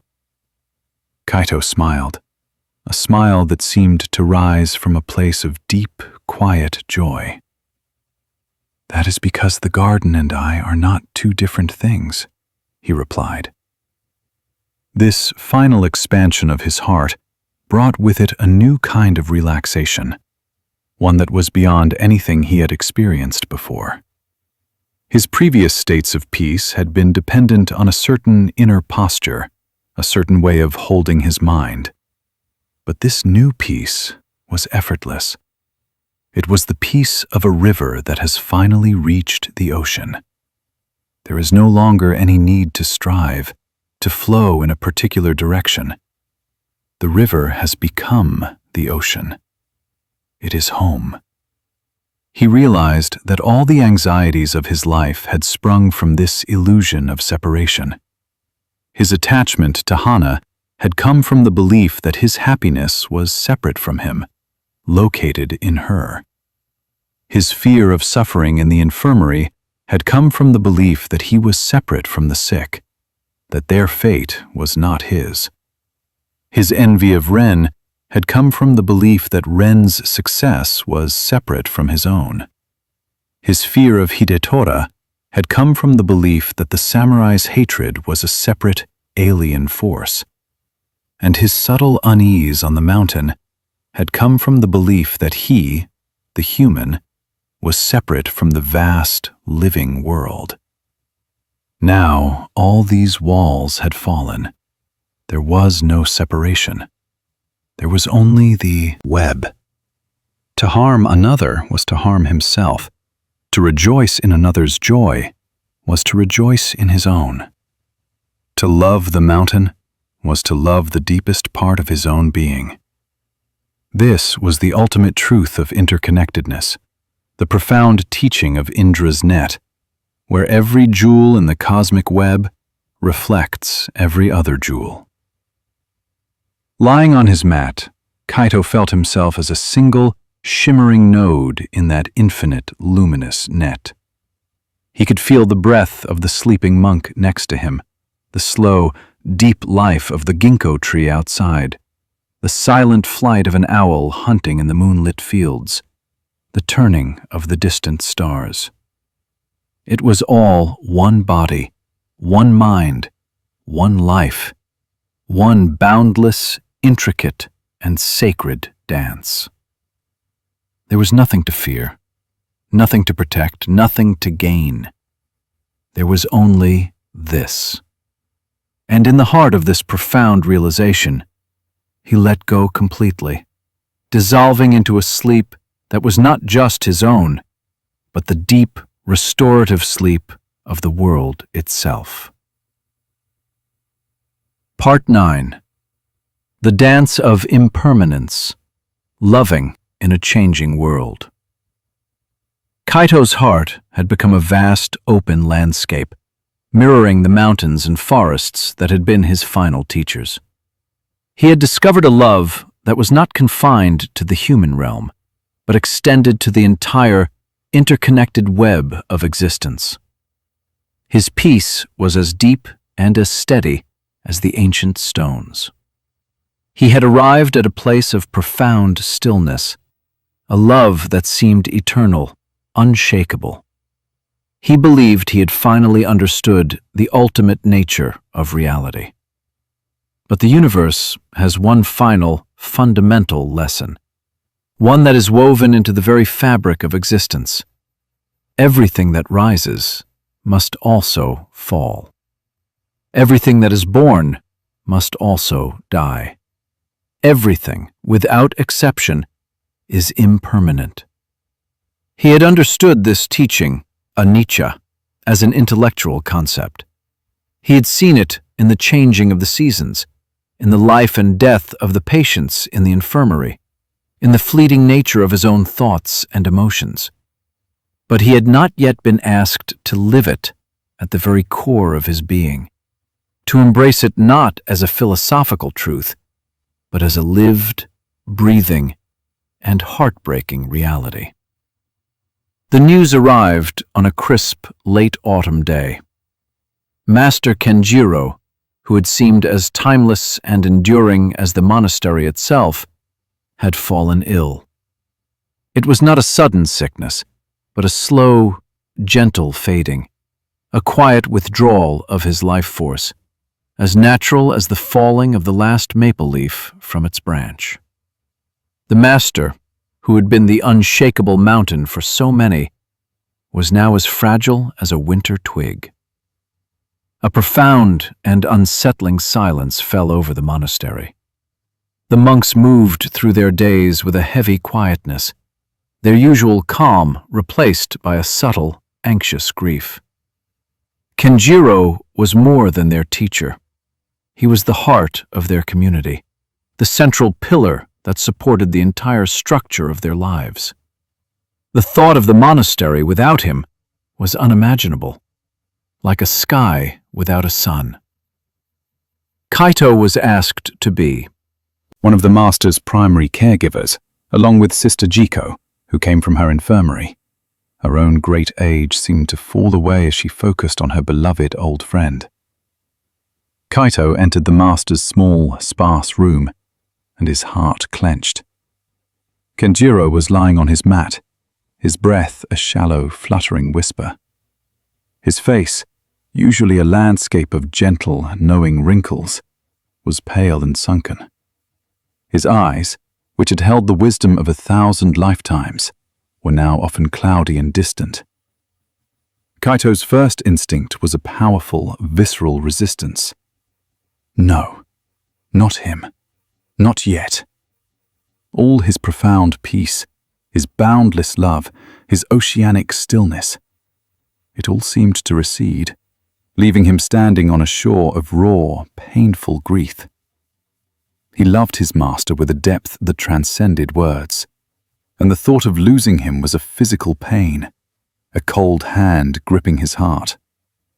He felt a desperate, primal urge to bargain with the universe, to hold back the tide, to stop the turning of this one terrible wheel. He sat by his master's side, his mind a storm of fear and sorrow. He tried to meditate, to find his center, but his center was this dying man. His equanimity had vanished. He was no longer the vast, calm sky. He was a small, frightened cloud, about to be dispersed by the wind. One afternoon, as Kaito was gently moistening the master's lips with a damp cloth, Kenjiro's eyes suddenly opened, and for a moment they were as clear and bright as they had ever been. He looked at Kaito, and a faint, weak smile touched his lips. "You are trying to build a dam, Kaito," the master whispered, his voice a dry rustle of leaves. "But this is the greatest river of all. You cannot stop it. You can only learn to flow with it." Tears streamed down Kaito's face. "But Master, I am not ready to lose you. This monastery, my own heart, it is not ready." "Ready is a concept for the mind," Kenjiro said, his breath catching. "The body knows only its own season. The spring of my life was long and full. The summer was bright. The autumn was rich. Now it is winter. Is the winter a mistake? Is it something to be fought? Or is it simply the turning of the year?" He closed his eyes, exhausted by the effort. Kaito sat with his master's words. He looked around the small room. He saw the master's simple robe hanging on a peg. He saw his tea bowl sitting on a small wooden stand. He saw the calligraphy brush resting by a stone inkwell. These objects were so infused with the master's presence, they seemed to hum with his life. But soon, the robe would be empty. The bowl would be unused. The brush would be still.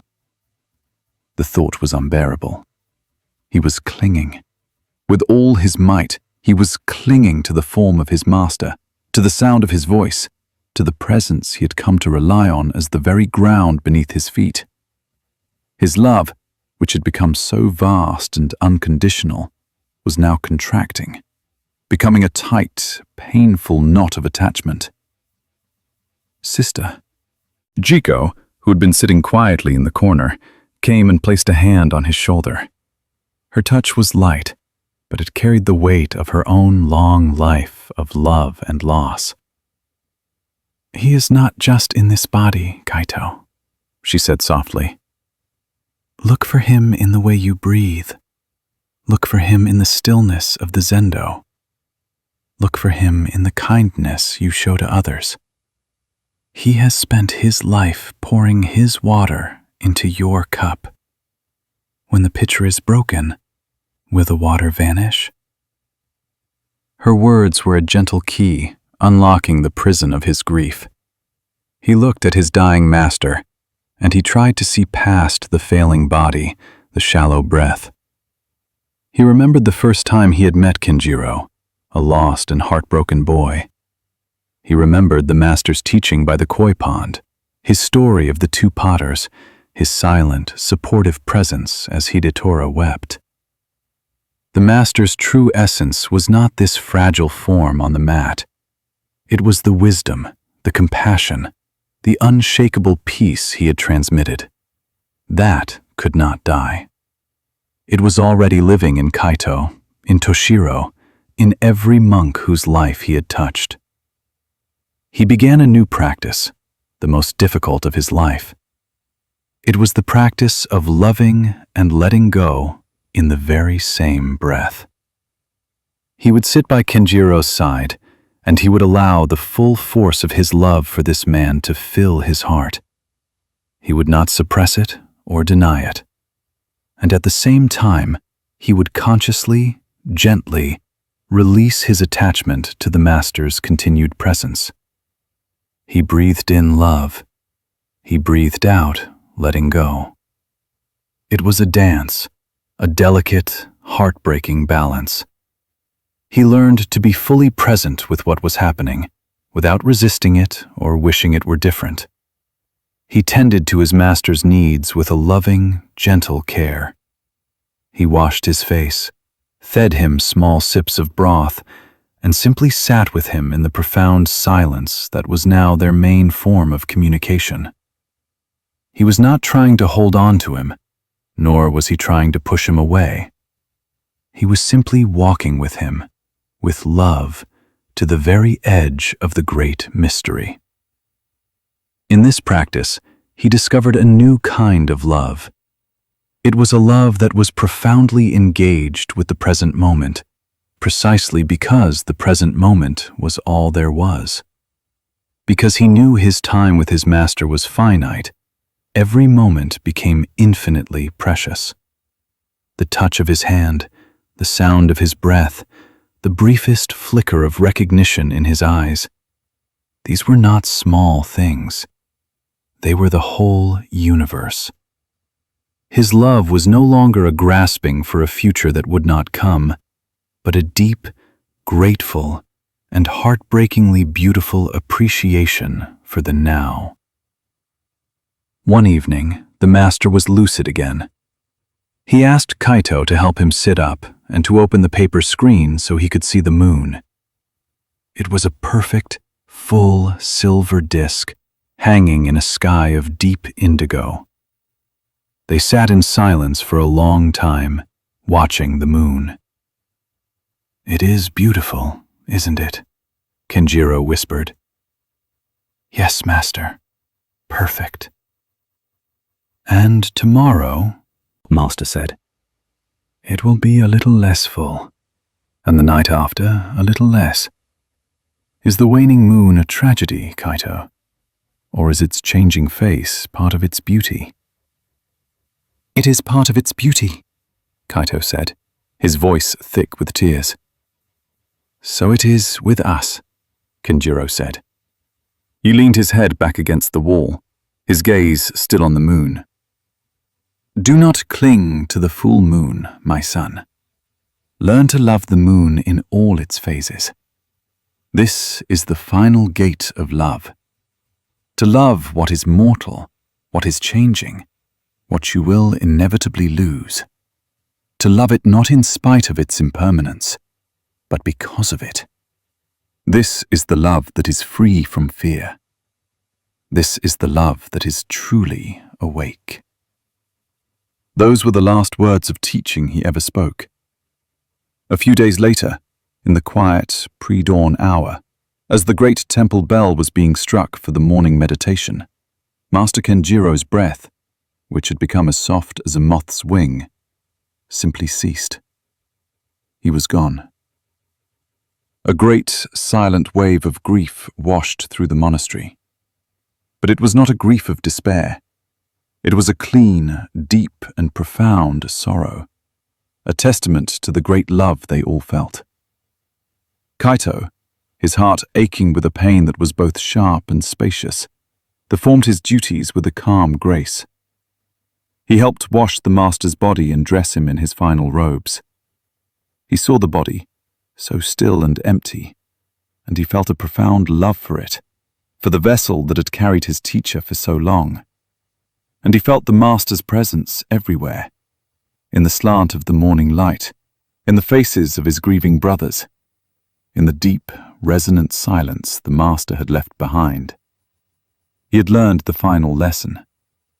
To love fully in a world where everything changes is the ultimate practice.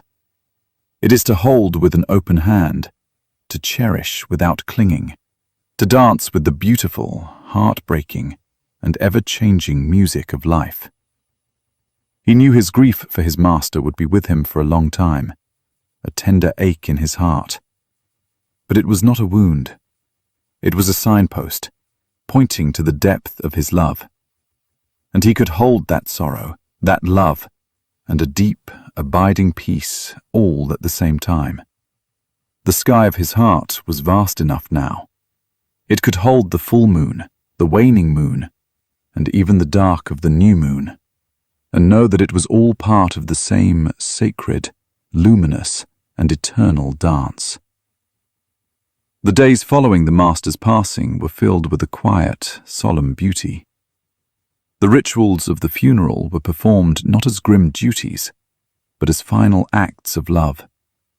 The monks chanted the sutras, their voices rising and falling in the ancient rhythms, and the words seemed to carry a new weight. They were no longer just philosophical concepts, but lived truths, sealed by the reality of their teacher's death. The Heart Sutra, with its profound declaration that form is emptiness, emptiness is form, resonated in the hall with an undeniable power. Kenjiro's form was now gone, returned to the great emptiness from which it came. But his essence, his teaching, his love, that formless presence, felt more potent than ever. Kaito found himself observing the subtle ways grief manifested in the community.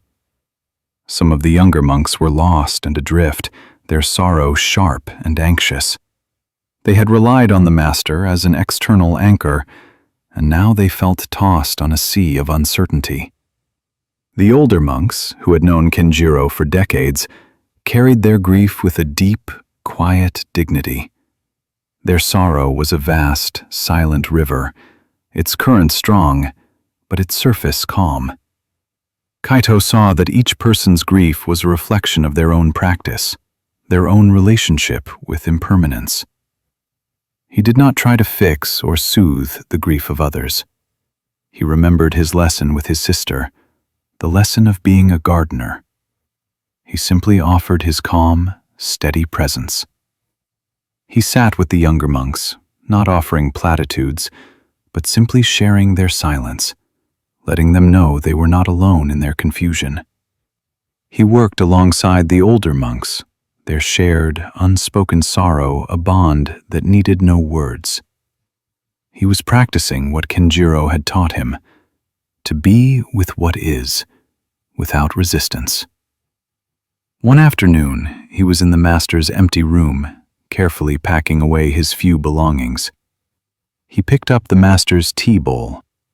It was a simple, rustic piece, its glaze imperfect, a slight crack running near the rim. He held it in his hands, feeling the smooth, cool ceramic. He could almost feel the warmth of the Master's hands, which had held this bowl thousands of times. A wave of sorrow, sharp and fresh, washed over him. He closed his eyes, breathing in the pain of the memory, and breathing out, letting it go. He did not push the feeling away. He allowed it to be there, a pure expression of his love. As he stood there, holding the bowl, Toshiro entered the room. He, too, had come to pay his respects to the empty space. He saw the tears on Kaito's cheeks. "It feels so empty," Toshiro said, his own voice quiet with grief. "I keep expecting to see him sitting there, to hear his voice." "I know," Kaito said. He turned the bowl over in his hands. "But look at this bowl. It is empty, but because it is empty, it can be filled. It can receive tea or water or anything. The Master's room is empty now. His body is empty, but he has made our hearts full. He has emptied himself into us. He gently placed the bowl back on its stand. His passing is not an ending. It is a transformation. The water that was in the pitcher is now in the cups. It is our turn to hold it, to share it. In that moment, Kaito understood the deepest meaning of lineage, of the transmission from teacher to student. It was not a handing down of knowledge, but a pouring of spirit from one empty vessel to another. Kenjiro's death was not a loss, but a final, profound act of giving. He had given them his life, and now he had given them his death. A final, powerful teaching on the truth of impermanence. The world, outside the monastery walls, continued its dance. The last of the autumn leaves fell, and the stark, elegant beauty of winter settled over the mountains. The bare branches of the trees were like calligraphy against the gray sky. Kaito saw this season of dormancy and decay not as an ending, but as a necessary part of the cycle. The trees were not dead. They were gathering their strength in the darkness of the roots, preparing for the inevitable return of spring. Kenjiro's death was like this. It was a winter for their hearts, a time of quiet, inward gathering, a time to let the seeds of his wisdom settle deep into the soil of their being. He thought of the couples he had seen in the villages, growing old together. He had once seen love as the search for a permanent refuge, a safe harbor from the storms of life. Now he saw it differently. To love another person is to agree to a beautiful, heartbreaking contract. It is to say, I will walk with you through the changing seasons of our lives. I will celebrate your spring and summer. I will stand with you in your autumn. And I will hold your hand, with love and without fear, as we both journey into the great, unknown winter.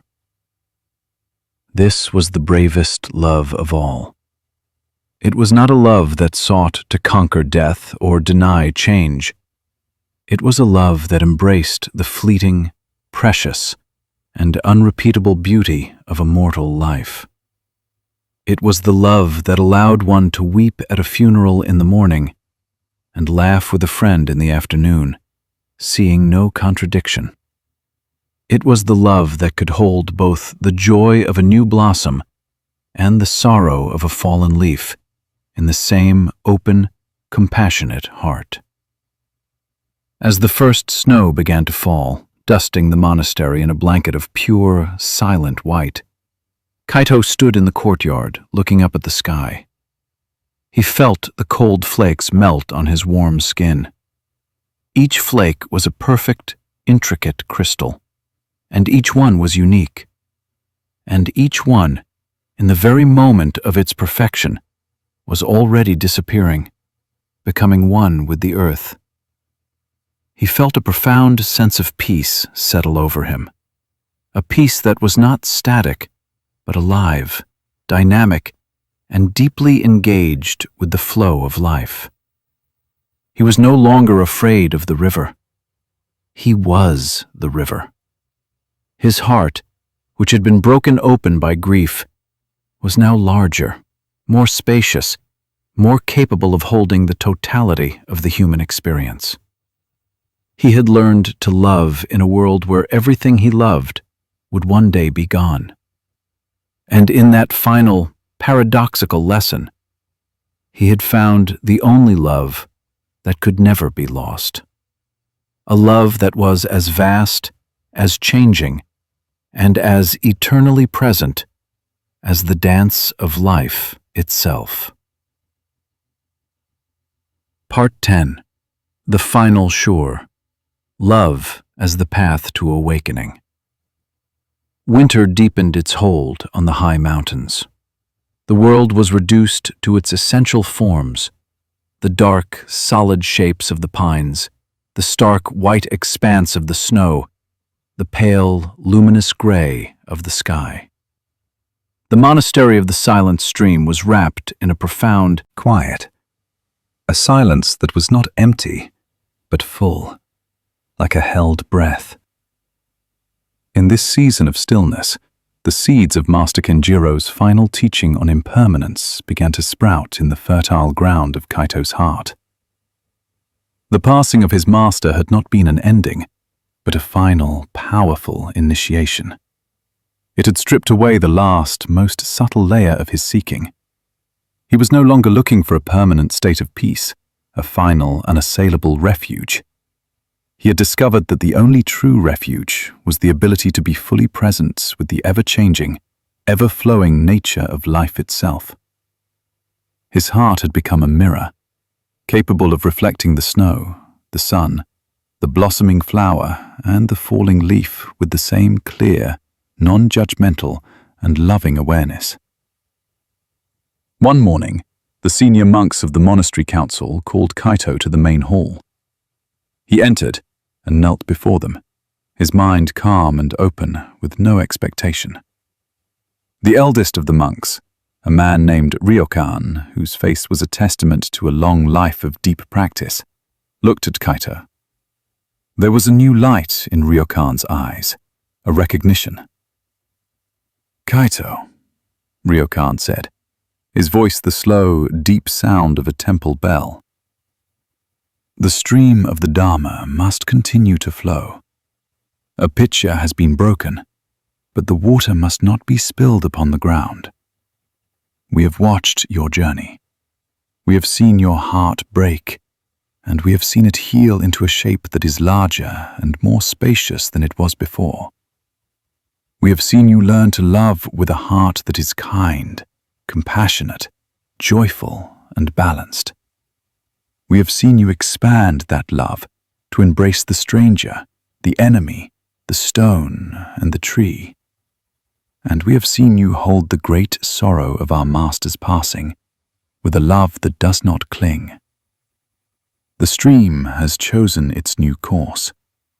It flows through you. We ask you to become the new teacher of this monastery." The words fell into the deep silence of the hall. Kaito felt no surge of pride, no flutter of anxiety, no feeling of inadequacy or ambition.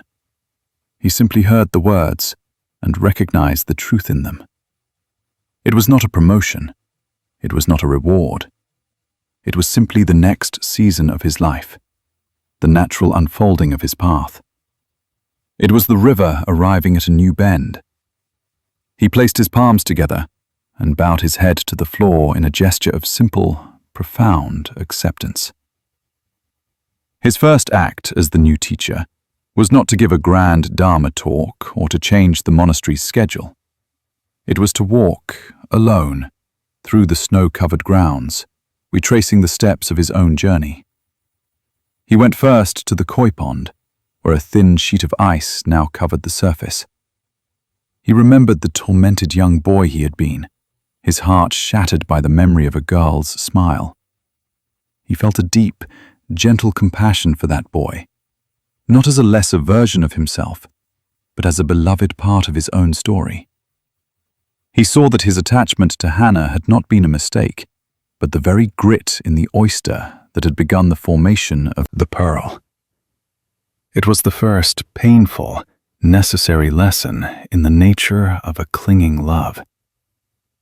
He walked to the infirmary, now run by a younger nun under Sister Jiko's watchful eye. He looked at the low wooden building and remembered his fear, his aversion to the messiness of sickness and suffering. He saw that this was where his heart had learned its strength, where his gentle metta had been forged into the resilient, active fire of karuna. It was where he had learned that love is not a feeling to be protected, but a verb, an action, a willingness to move toward pain with an open heart.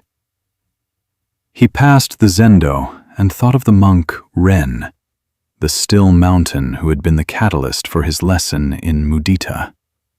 He smiled, remembering the bitter poison of his envy and the sweet, liberating antidote of sympathetic joy. He saw that comparing oneself to others is a form of self-inflicted blindness.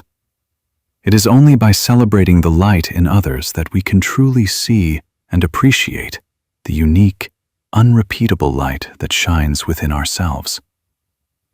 He stood for a long time in the courtyard where he had met the samurai Hidetora. He could almost feel the ghost of the man's rage, a cold fire against the winter air. This was where his love had become truly fearless, where the final boundary between friend and enemy had dissolved.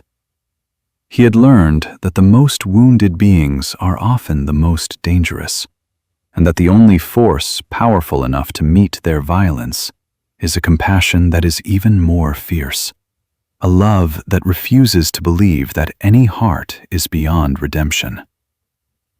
He made his way to the edge of the bamboo grove, to the old, dry well that Master Kenjiro had sent Toshiro to. He thought of Toshiro's journey, the difficult, essential path of self-love.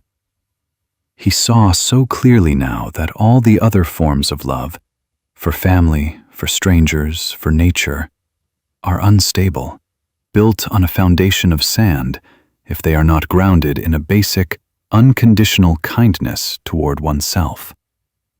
The wellspring of love must be discovered within before its waters can truly nourish the world. Finally, he looked up toward the high peak of Mount Akari, its summit a stark white pyramid against the blue sky.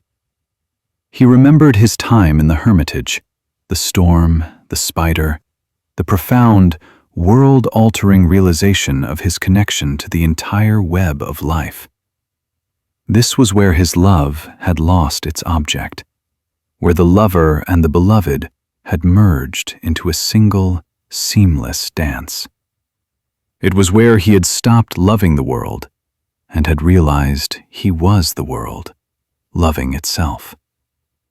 He had walked the full circle, and he saw now, with a clarity that was as pure and bright as the winter light, that his entire journey, from the first pang of attachment to the final, boundless union with all of life, had been a journey into the true nature of love. He had thought he was on a path to enlightenment, a path of discipline, meditation, and wisdom, and he was. But he saw now that the path to enlightenment and the path love were not two different paths. They were one. The four immeasurables were not just emotional states to be cultivated. They were the very architecture of an awakened mind. Metta, loving kindness, was the recognition of the innate goodness and shared desire for happiness in all beings. Karuna, compassion, was the direct, visceral understanding of the first noble truth, the truth of suffering, and the heart's natural response to it. Mudita, sympathetic joy, was the celebration of the good, the beautiful, and the wholesome, a direct refutation of the illusion of a separate, competitive self.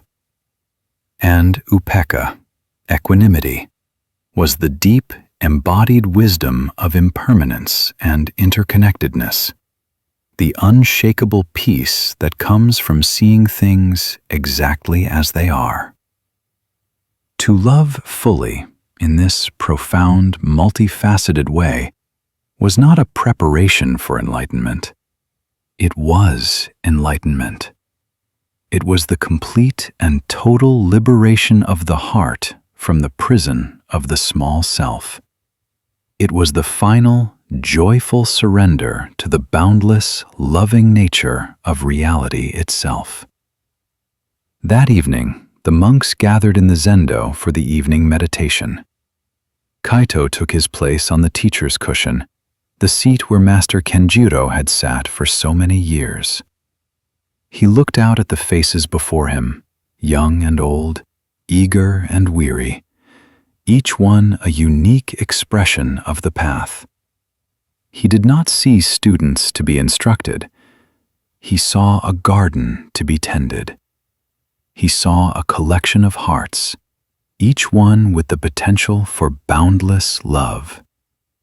He did not begin with a formal talk or a complex philosophical discourse.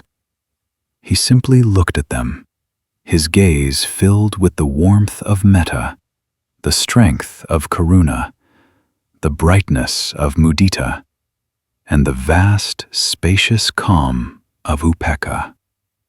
His presence was his teaching. Then he spoke, his voice quiet, filling the silent hall. "Tonight," he began, "we will not seek for anything. We will not strive for a quiet mind or a peaceful state. We will simply rest. Rest in the kindness of your own heart. Rest in the vast, compassionate space that is your true nature. You have been on a long journey to get here, but the final shore is not a distant place. It is this cushion. It is this breath. It is this present moment. The love you have been seeking is the very air you are breathing. The peace you have been searching for is the silence that holds the sound of my voice. There is nowhere to go. There is nothing to achieve. You are already home." He struck the small bell beside him, its clear, pure tone shimmering into the silence. He closed his eyes, and a deep, profound peace settled over the room. It was the peace of arrival. It was the relaxation of the river that has finally met the sea.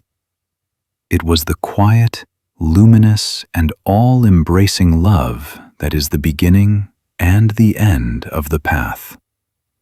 And as the monks settled into the deep, restorative silence, their hearts beating as one, they were guided not into a state of sleep, but into the gentle, loving, and boundless heart of awakening itself. As the deep silence of the zendo settled, Kaito's awareness expanded to hold every being in the room. He could feel the subtle energies, the quiet struggles, the nascent peace. He felt Toshiro, whose stillness was now grounded in a gentle self-acceptance, no longer a brittle perfectionism. He felt the weariness of old ryokan, a tiredness not of the body, but of a long life of service, now held in a vast, restful peace. He felt the fluttering anxiety of a new novice, a boy no older than Kaito had been when he'd first arrived, his mind a whirlwind of doubt and striving.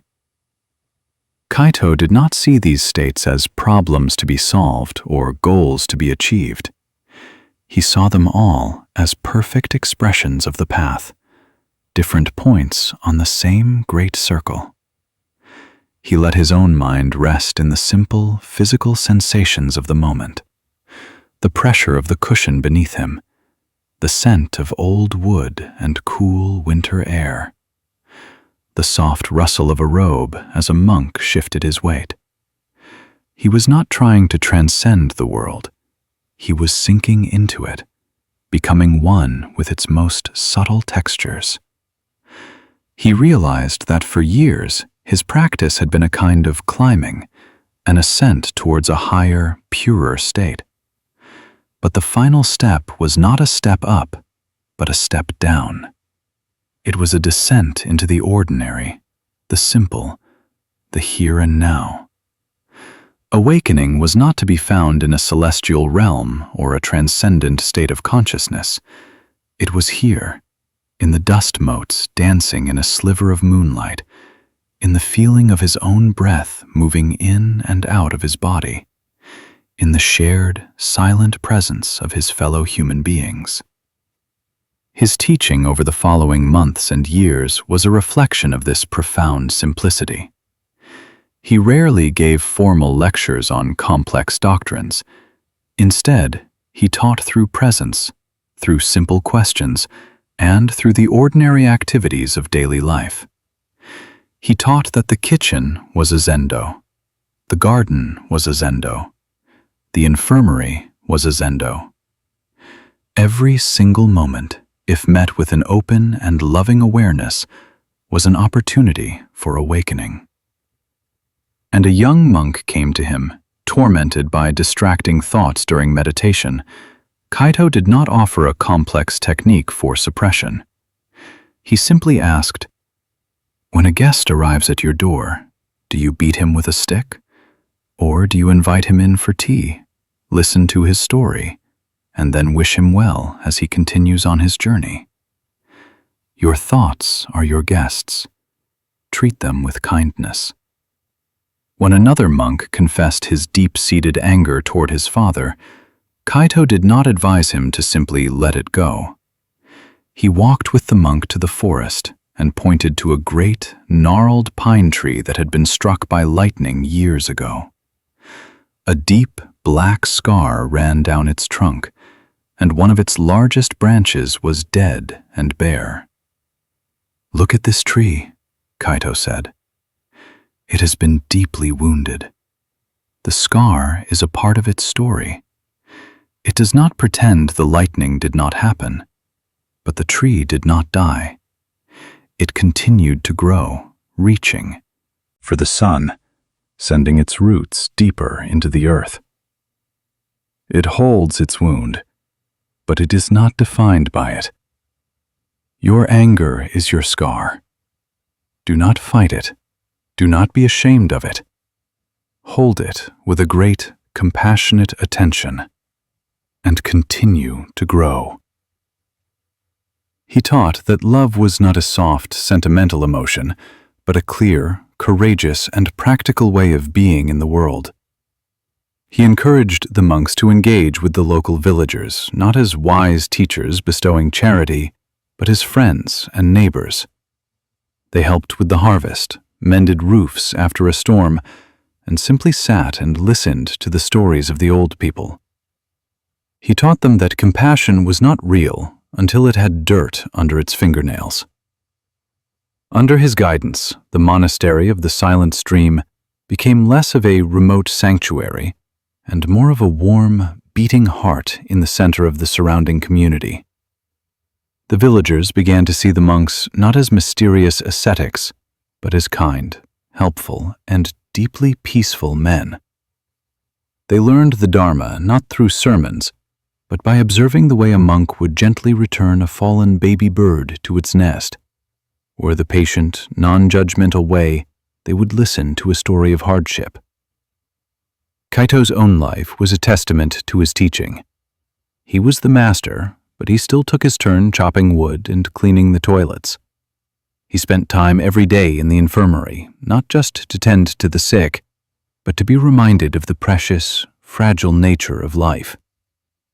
He would often be found simply sitting under the great ginkgo tree, his presence so quiet and unobtrusive that he seemed to have merged with the ancient tree itself. He never spoke of his own journey, of the specific pains and breakthroughs that had shaped him. He knew that each person's path was unique. His role was not to give them a map of his own past travels, but to help them find the compass within their own hearts. That compass was love. He taught that every question, every confusion, every moment of suffering could be met with one of the four faces of love. Is your heart closed with fear or loneliness?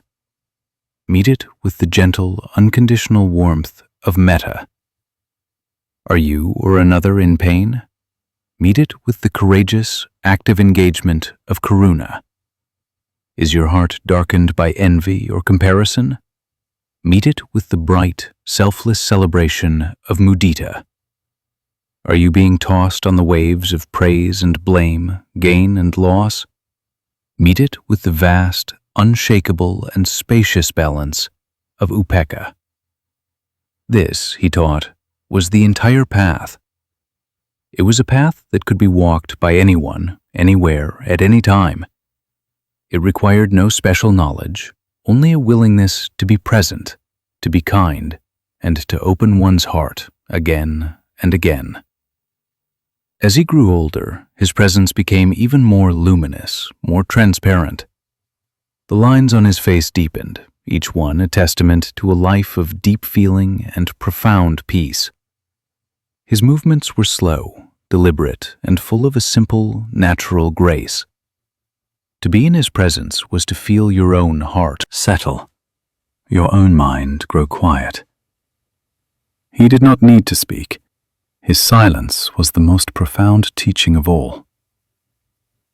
One late spring evening, Kaito, now an old man himself, sat on the veranda where he had so often sat with Master Kenjiro. A young novice, much like the boy he had once been, came to him, his face a mask of earnest struggle. "Master," the novice said, "I have been practicing for years. I meditate, I study, I follow the precepts. But I still feel so far from enlightenment. My mind is still a noisy marketplace. My heart is still so easily disturbed. What is the final secret? What is the one thing I need to understand to find true peace?" Kaito looked at the young man, his eyes filled with a lifetime of compassion. He did not offer a complex answer. He simply smiled, a smile that held the warmth of the sun, the depth of the earth, and the vastness of the sky. He pointed to a single, perfect camellia blossom that was blooming in a pot on the veranda, its pink petals glowing in the soft twilight. "The secret," Kaito said, his voice as soft as the evening air, "is to love the flower, and then to love the pot that holds it, and the earth that feeds it, and the rain that waters it, and the sun that coaxes it to open, and the air that receives its fragrance, and the eye that beholds its beauty, and the great, silent emptiness in which all of this arises and passes away. There is no other secret. There is only this. To love it all. This is the final shore, and you have been standing on it all along." The novice looked at the flower, then at his teacher, and for the first time he did not see a problem to be solved, but a mystery to be lived. He felt the frantic striving in his own heart begin to soften and dissolve in the Master's immense, unconditional, and loving peace. He sat down beside his teacher, and together they watched the day come to a close, two figures resting in the boundless, compassionate heart of the world, a silence filled not with the absence of sound, but with the quiet, luminous hum of a love that has finally found its way home.